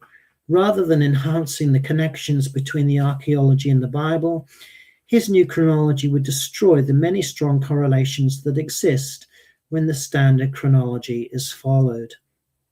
So let's draw some conclusions here. Chronology is hard work, and it is really hard work, but it needs to be done so that the Bible's history is upheld and defended. Even secular Egyptologists recognize Egyptian chronology has problems. And we talked about that in the first part of the program a few weeks ago. So I've looked at 5 rungs on the biblical chronological ladder, and we've discussed these tonight, showing how synchronies are formed with other nations, providing BC dates for events described in the Bible. And we can proceed down the ladder, going back in time. That Shishak is Shoshenq I is a key synchrony attacked by new chronologists. Their revisions make more problems than they solve. And when we start with the Bible, we won't go far wrong when constructing a history for the Old Testament and its connections with the ancient Near East. So let's finish with this thought. Moses and the history that he recorded are foundational to the Bible. They form the bedrock to the theology and beliefs of Jews and Christians down through the ages. When we get our chronology correct, then all of this Mosaic history is certain. And Jesus warns in these verses that if we believed Moses, we would believe Jesus, for he wrote of him. But if you do not believe his writings, how will you believe my words? So we need to take Jesus' warnings from John that if Moses' words aren't believed, then Jesus' words won't be either. So my hope and prayer is that through watching this presentation tonight, you'll recognize the reliability of the scriptures and therefore come to trust in the Christ of the scriptures. So thank you. And I'd just like to recommend some excellent resources. Evidence for the Bible, archaeological evidence to support the biblical texts. This is another evidence for the Bible by Clive Anderson and Brian Edwards. Background to the Bible, archaeological evidence to support the biblical texts. So 3 great books by Day One, who seem to be leading the field in biblical archaeology here. And also a great book from Institute for Creation Research, Archaeology and the Bible. There's been tremendous finds coming out of Israel that name biblical kings, their courtiers, even minor names mentioned in the Bible are being discovered. And it's a tremendous time to be alive with all these amazing biblical discoveries. I can recommend the Patterns of Evidence DVDs as well by Tim Mahoney. And he really concentrates on the Exodus, the time of Moses, and looks at the patterns of evidence in ancient Egypt that support the Exodus and the crossing of the Red Sea there. You can also sign up for his Thinker updates, which are good reading. So we can jump into the Q&A now, Donnie. I'll stop sharing my slides and hand back to you. Gavin, you did an excellent job, brother, as always. Thank you. Despite very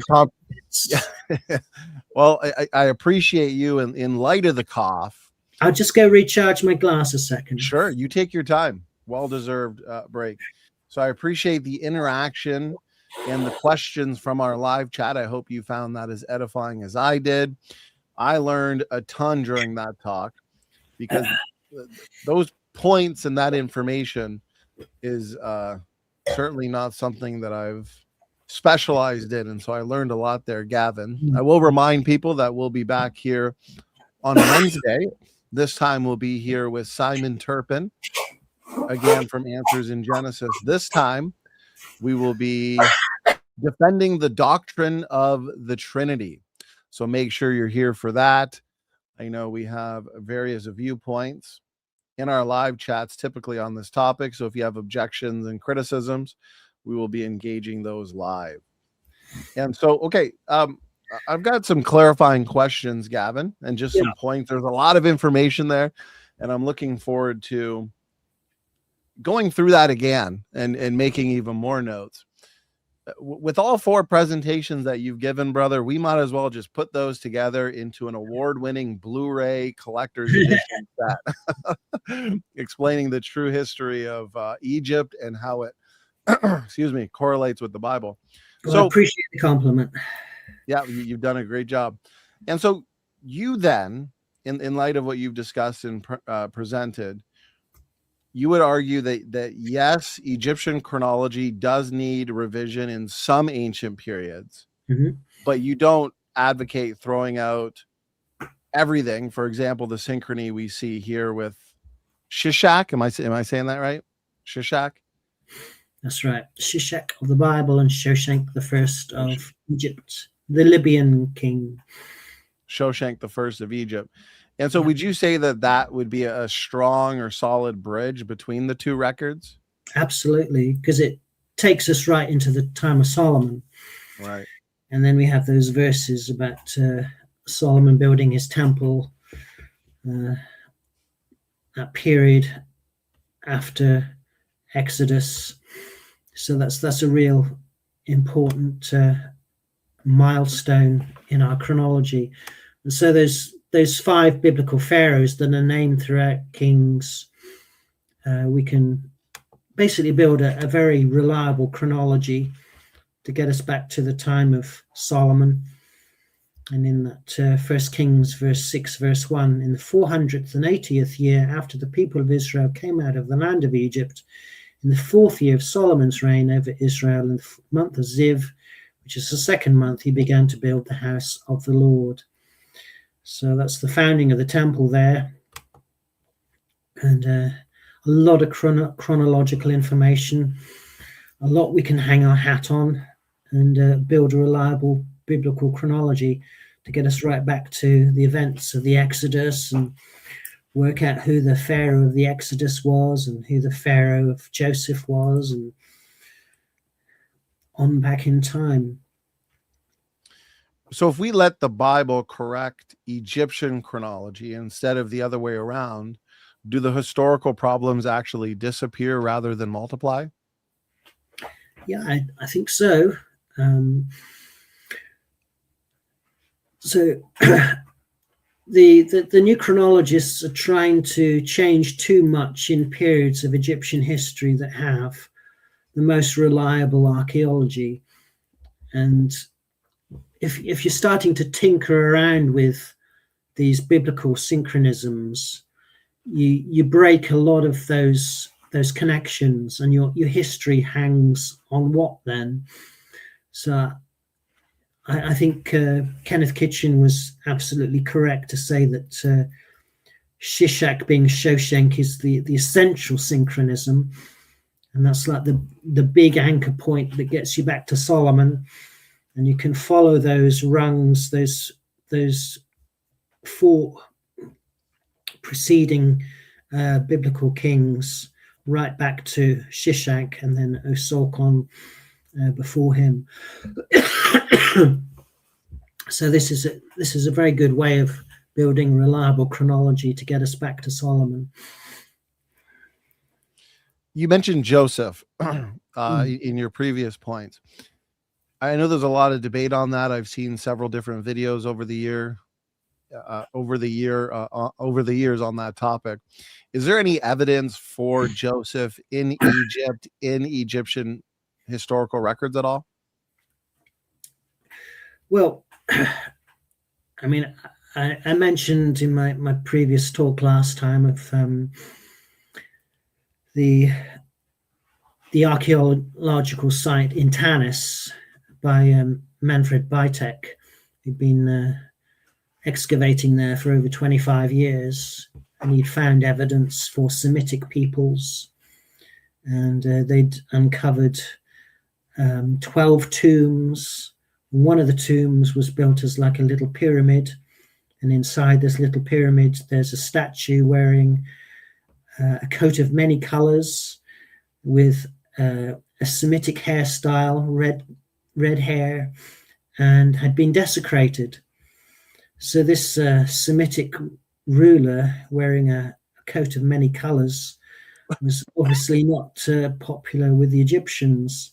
Right. And it appeared that the whole populace in Tanis, which is where Goshen is in the Bible, the northwest Nile Delta, suddenly up and left.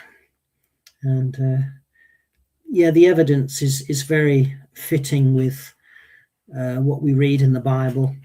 But because Manfred Bytek's chronology is rather outdated, he can't allow himself to say that, these Semitic peoples are actually Israel. Right. They're Israelites. For him, they're too old, because he's tying his chronology to the Pharaoh of the Exodus being Ramesses II, Ramesses the Great. But there's no, when you dig at that time period, you won't find any evidence for Israel in Exodus. You have to go further back. into the 18th dynasty, and that's when you start to find the really interesting stuff.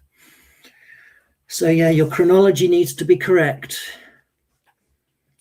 Your chronology needs to be correct, and then these events that we read about in the Bible, the true history of the universe. You brought up a great Bible passage. If ye had believed Moses, you'd believe me, because Moses spoke of me, Moses wrote of me. And so it's interesting that when you have the right chronology, these events line up beautifully. And so that right there will make a really good clip, because those are some excellent points. And I want to recommend people who haven't yet seen your previous presentations do check that out. I want to put this question up. How do you decide then, with your methodology, which Egyptian chronological links should be preserved and which ones should be revised? Well, I think all of them should be preserved, because I mean the ones that we have in the Bible, they show which Judean kings related to which Egyptian pharaohs and Assyrian kings or Mesopotamian kings. So all of those are absolutely essential synchronisms. So we're not talking about throwing out chronological links. No, I mean, every link is essential. So a link, a synchronism is basically evidence of a ruler interacting with another ruler of, an ancient Near East king. So it's not a fact of throwing any of them out. We have to take them as they are, and how they relate to the biblical history is the important question. So if we don't know who they are, if they're not actually named in the Bible, that's when we need to work things out and consider who they could be in relation to names in the Bible if they're not actually named in the archaeological record. So there's I'm thinking of the Amarna letters. So there are cuneiform letters that were written during the Amarna period to the Egyptian kings that seem to be describing an invasion into the Levant, Canaan, and all these city-state kings are really fearful of all these invading Semitic people, and they're writing off to Pharaoh, saying, help, send help. And we don't know who these rulers are, because they're not actually mentioned in the Bible, all of them. But it appears that this is when Joshua is entering Canaan and actually taking on the Canaanite city-states. And this is the conquest that's going on. And this is evidence for, Joshua's conquest. So obviously this needs to be interpreted slightly, but it fits with what the Bible is saying, and the time period is generally correct. It's a good point, and that's helpful. And so my follow-up question then would be, because I've seen skeptics and critics of the Bible and how we match up what the Bible is saying about history with what Egyptologists say about history, especially when it comes to Egyptian history, of course.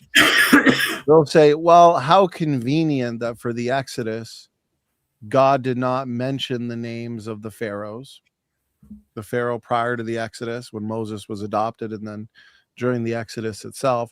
How convenient, they'll say. They'll scoff at that. But in other cases, you do find names provided. And so why in the case of the Exodus was the name not provided? Because they're basically asserting it would have made life so much easier if they just would have named who the pharaoh was.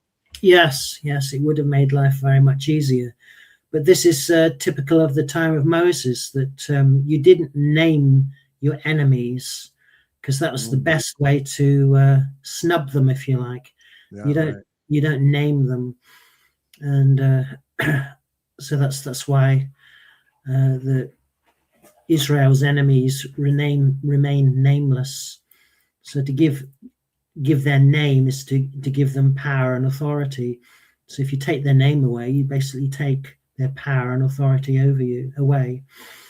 So it was the typical cultural way of behaving in Moses' time, that your enemies were never named. So on that note, we have some interesting questions here. Diana Fortune, appreciate it. She's wondering, Christian archaeologist Joel Kramer thinks Exodus Pharaoh is Amenhotep II, whose body was covered with tubercles, and in whose tomb also appears a 10-year-old firstborn son. Do you have any thoughts on that, Gavin? Yeah, I think he's definitely onto something. I like Joel Kramer's YouTube channel. I think he does some amazing work. So yeah, I would go along with that. And then how does that relate to the Tutmosis III position? As alternatives, you mean? Yes. Yeah, still things to be worked out. Alternate theories. May the best one win. Right. So in your opinion, having studied this extensively, there seems to be competing hypotheses on who the Pharaoh of the Exodus is, which would also change who the Pharaoh is before the Exodus, right? Yeah. Okay. So in your opinion, weighing the evidence at this point, seems like there's good arguments, good points on multiple different sides. What is currently the strongest view?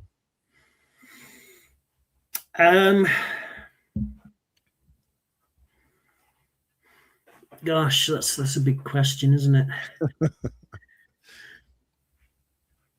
I suppose it's just a wait and see, because any archaeological find could be unearthed anytime soon, which could really focus the attention in on either Tutmosis III or the other pharaoh mentioned there. So I think time will tell. How does that, if you could remind me based on what you've presented, how does that fit with the chronology that you've been presenting on with Amenhotep? I think that's what the commenter said, Amenhotep II, and Tutmosis the third. Does that change anything significantly about the chronology that we're looking at?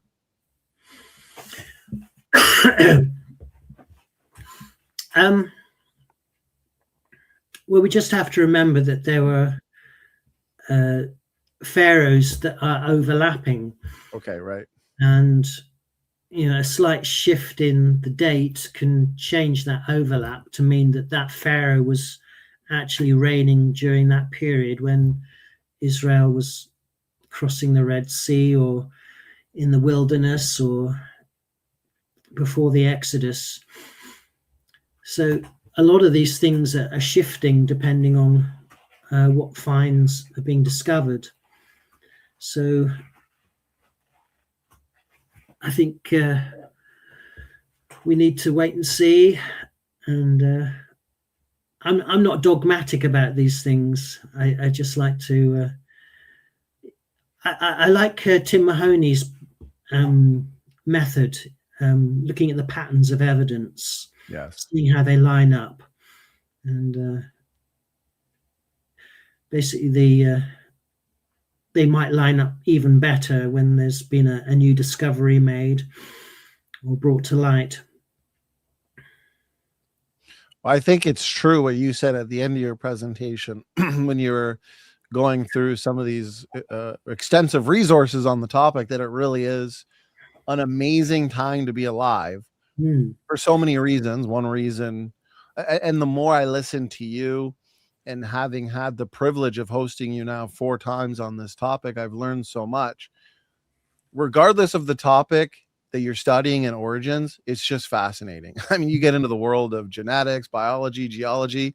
We're focusing on Egyptian history, and that's why it's very difficult to be a jack of all trades and an expert on everything, isn't it, Gavin? Because I'm sitting here listening to your presentation, I'm like, there's so much information here to master. And perhaps this is just because these are commenters, evolutionist commenters, but I see this objection raised frequently in comment sections.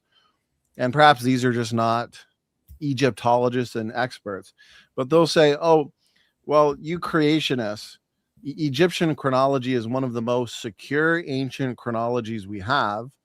But the way I'm seeing it, I'm wondering, if it's so secure, why are there dozens of competing chronologies differing by centuries? There's all this in-house debate is what I'm saying. Yeah, that's right. So it's just inaccurate to make that claim then. Mm-hmm. Yes. So, I mean, Kenneth Kitchen said that, if you rely on Manetho for your chronology, Manetho is absolutely incorrect in many places. And we don't even have the whole Manetho available to us. It's only extant in various other ancient writers. So, you talk about Egyptian chronology, there really is no such thing. It's all worked out, and it's in a constant state of flux. So any new archaeological discovery could rewrite Egyptian history. So, these people that say Egyptian chronology is the most reliable chronology we have, they don't really know what they're talking about. We need to be a lot less dogmatic in our statements and recognize that Egyptian chronology is given to us by Manetho is not at all reliable. And it was Sir Alan Gardner who made that famous quote and said that at the end of the day, Egyptian history is nothing but rags and tatters. And he's one of the greatest Egyptologists of all time, and he was prepared to say that in print. It's quite a humbling statement, I think. Can you speak to a little bit? And again, I know that it's kind of, we're waiting for more discoveries. And well, firstly, I think it's good that within the Christian creationist community, there's in-house debate on these issues. Let's say with the Pharaoh of Exodus, just like you've got clearly in-house debate with secular Egyptologists.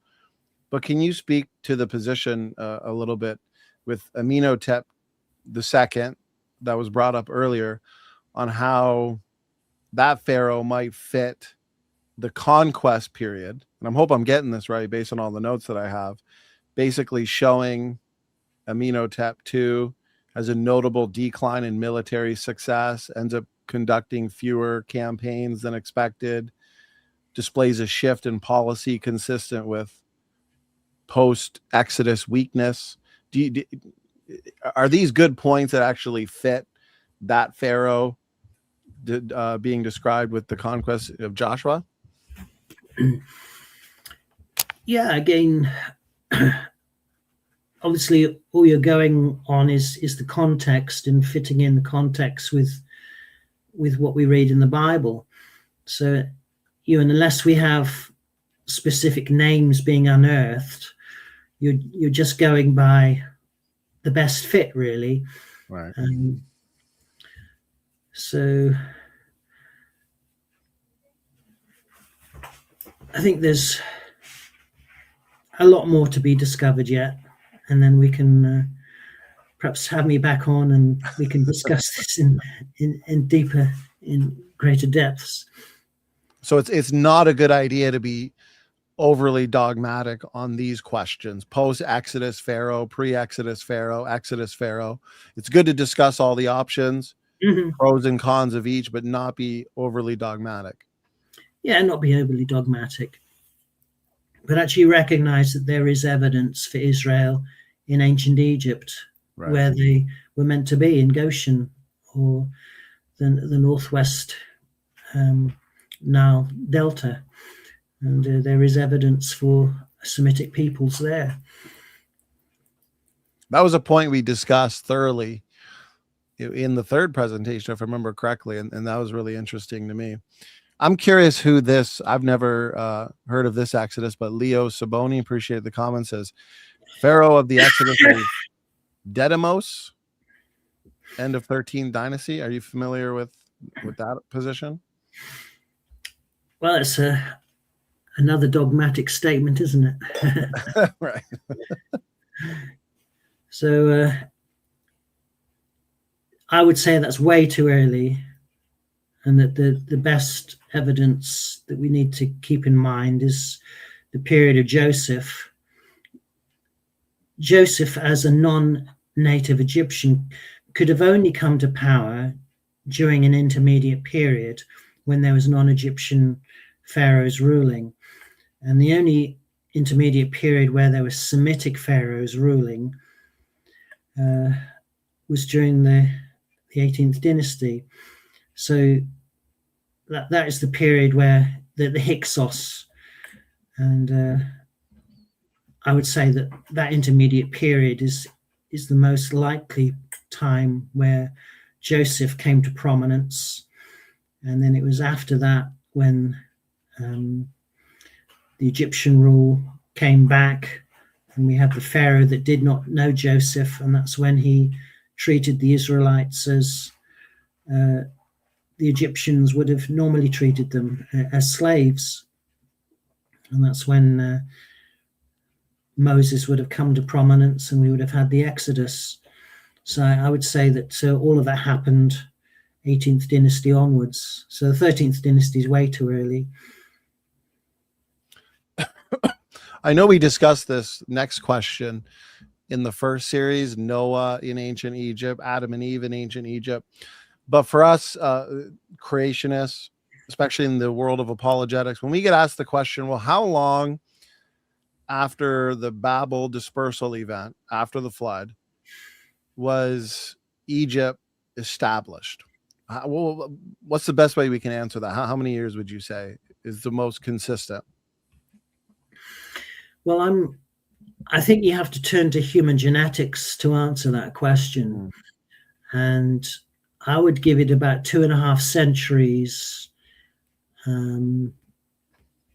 from Babel to actually establish a population that could build the pyramids.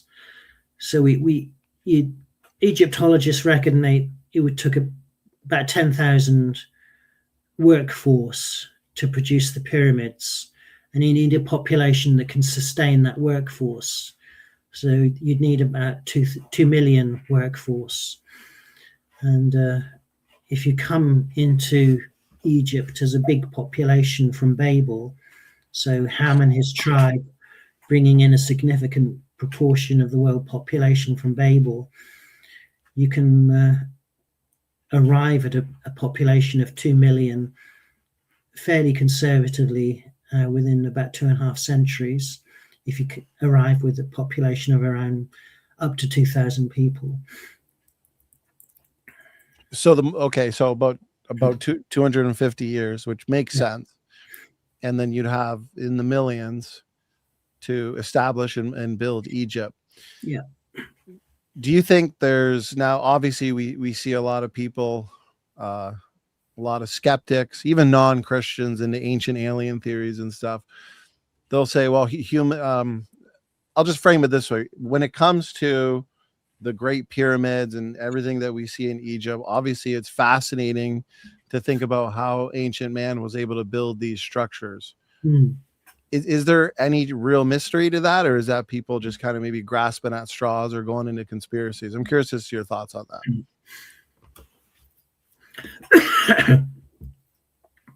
Well, we've had some interesting discoveries recently about how they brought stones right up to the base of the pyramid by temporary canals. So they would have flooded from the River Nile right up to the base of the pyramids and brought them in by boat. And so most of the blocks were cut very close by in quarries. And so you'd have had workman villages dedicated to pyramid building. So they weren't built by slaves, they were built by workers that were well looked after. They probably were farmers, and they worked in their off season building pyramids. And so if you had about 10,000 people, it could have taken about 25 years or so to build Khufu, the big pyramid. At least that's what the experts tell us. And of course, the bringing the huge granite blocks from Aswan, that's an amazing task, floating them down, all those hundreds of kilometers back up the River Nile to the pyramid, and then placing them so precisely to form the king's chambers and the queen's chambers inside the pyramids and the grand gallery there. It's astonishing work. But that just goes to show how incredibly ingenious and intelligent ancient man was. It's not this idea of the further we go back, the more primitive humans are. The further we go back, the more brilliant humans are. And that's consistent with the biblical history. Amen. Well said. That's the evolutionary mindset or presuppositions that ancient man would not have been as smart as we are today. And we have the benefit of the accumulation of knowledge and information, but that doesn't necessarily mean we were overall more intelligent than early man. And I understand that with the Bible, you do have a drop off, a systematic decline of the ages after the flood, but it's not like a one generation drop off. I mean, you still have some people living hundreds of years.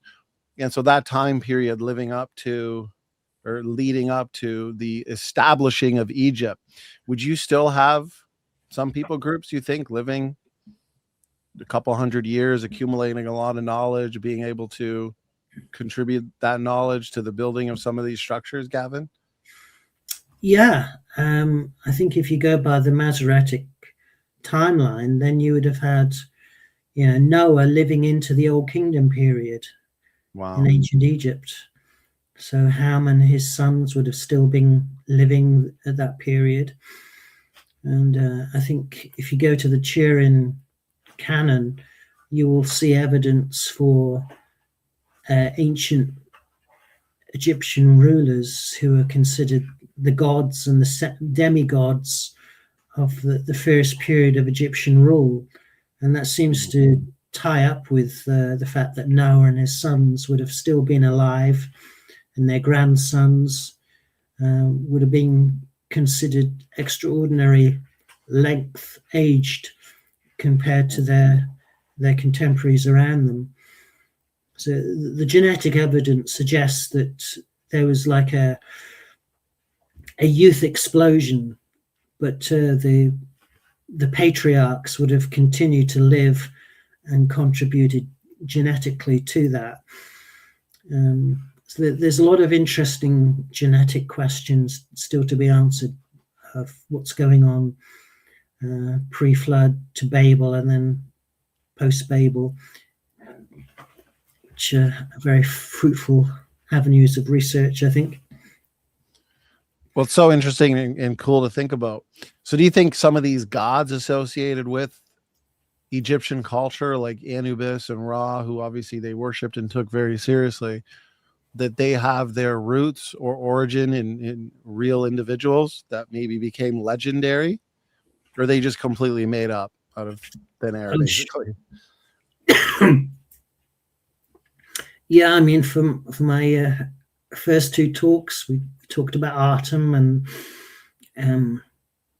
the Ogdode, and I think they are Egyptian memories of Adam and Eve and creation and the fall, and Adam, Noah and his family surviving the flood. And I'll have to present a talk on Ham and the evidence for him in ancient Egypt, and how I believe he was deified as Horus. Oh, that'd be cool. That'd be interesting. Those gods that we're all so familiar with from these Osiris movies, right? Seth, all of these ancient gods, I believe, go right back to Noah and his family. So I've published extensively on this in the Creation Journal. So I think that would be really worth putting together as a presentation. I've not done it yet, but I'd very much like to. Well, that'd be awesome. I'm all for it. Yeah, as much of this as I love it.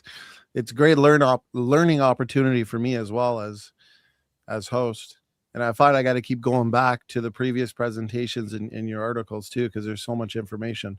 So we'll start to wind down here, Gavin. I want to get you to bed and I want to get you healed as quickly as possible, brother. We need you. You're doing a lot of good work, and your presentations have been incredibly edifying and helpful here on Standing for Truth. You know, I don't want to be a one or two trick pony. I want to do my best to give people valuable information on all topics. And so one thing that we lacked for sure is this information that you've provided in your 4 talks so far on Egyptian chronology and how that relates to the Bible. So this has been very in-depth, and I appreciate it. And so Apologetics 101, who interviewed you just a couple weeks ago, if I remember correctly, he's wondering, Brian, good to see you, brother. Appreciate you being in the live chat. We've had some good, interesting dialogue in the live chat for sure. Like you said, there's a lot of different views out there, even within the creationist community. Some scholars hold to the documentary hypothesis, but arguing for Mosaic authorship. Moses got Egyptian culture correctly. Could you convey what things Moses got right?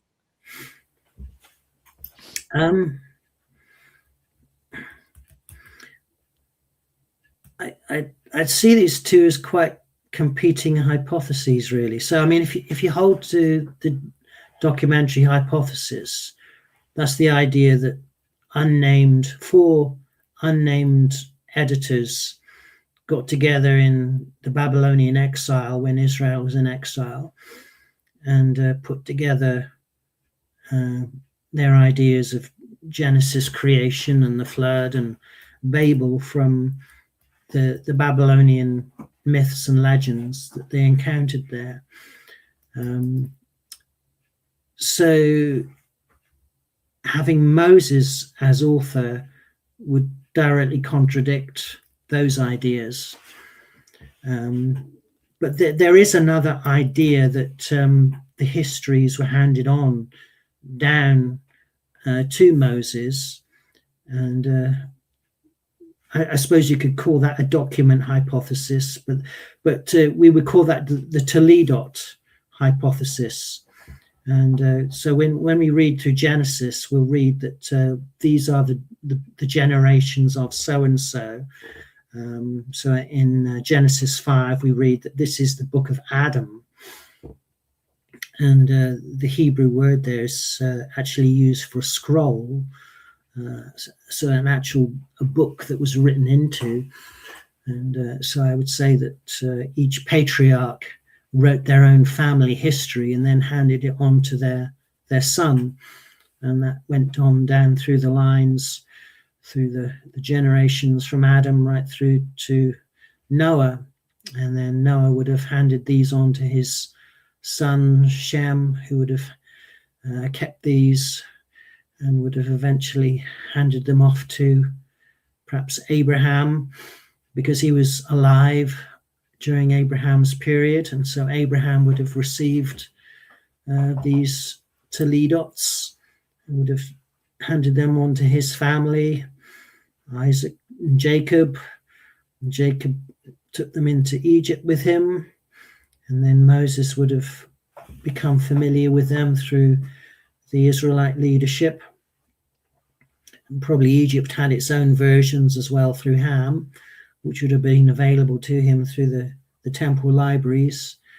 So he would have been familiar with the paganized versions and then became familiar with the truth as revealed through God's written word.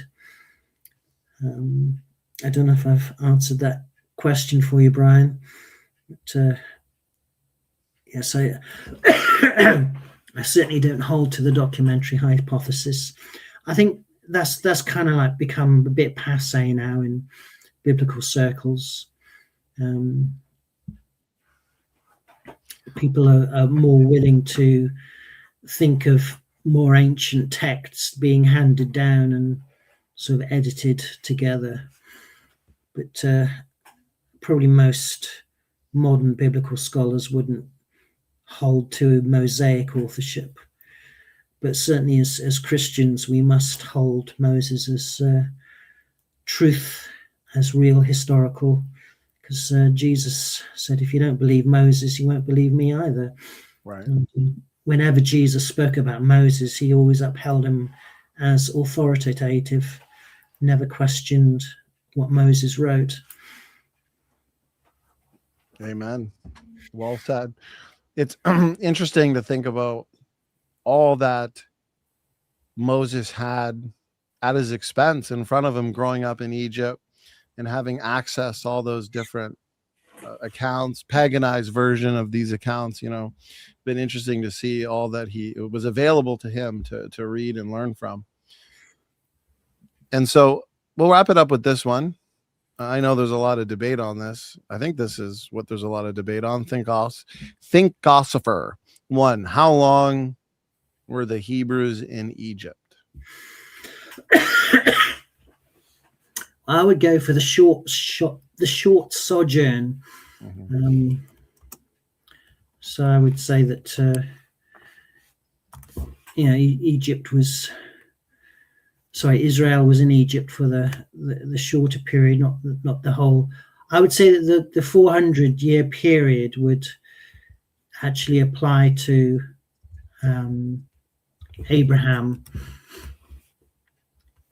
entering Egypt, but not the whole period of Israel as slaves in Egypt. So that's where you start to get big changes in history. You can collapse a lot of history if you consider a short chronology, a short sojourn. Is that where a lot of the debate lies, is with Exodus 12, where it says, now the sojourning of the children of Israel who dwelt in Egypt was 430 years, but you're saying that may have actually started with when Abraham went to Egypt. And so that would mean it's only about 200 years of the Israelites actually being in Egypt. Yeah, that's right. Is there is it in Galatians that some who disagree with look to try and argue that? I was trying to find it in time. Galatians 3, maybe 17. This is what I mean. The law, which came 430 years afterward, is not. Is that a connection those with the longer date look to try and argue against the shorter one? I would think that definitely ties in more with the covenant God made with Abraham.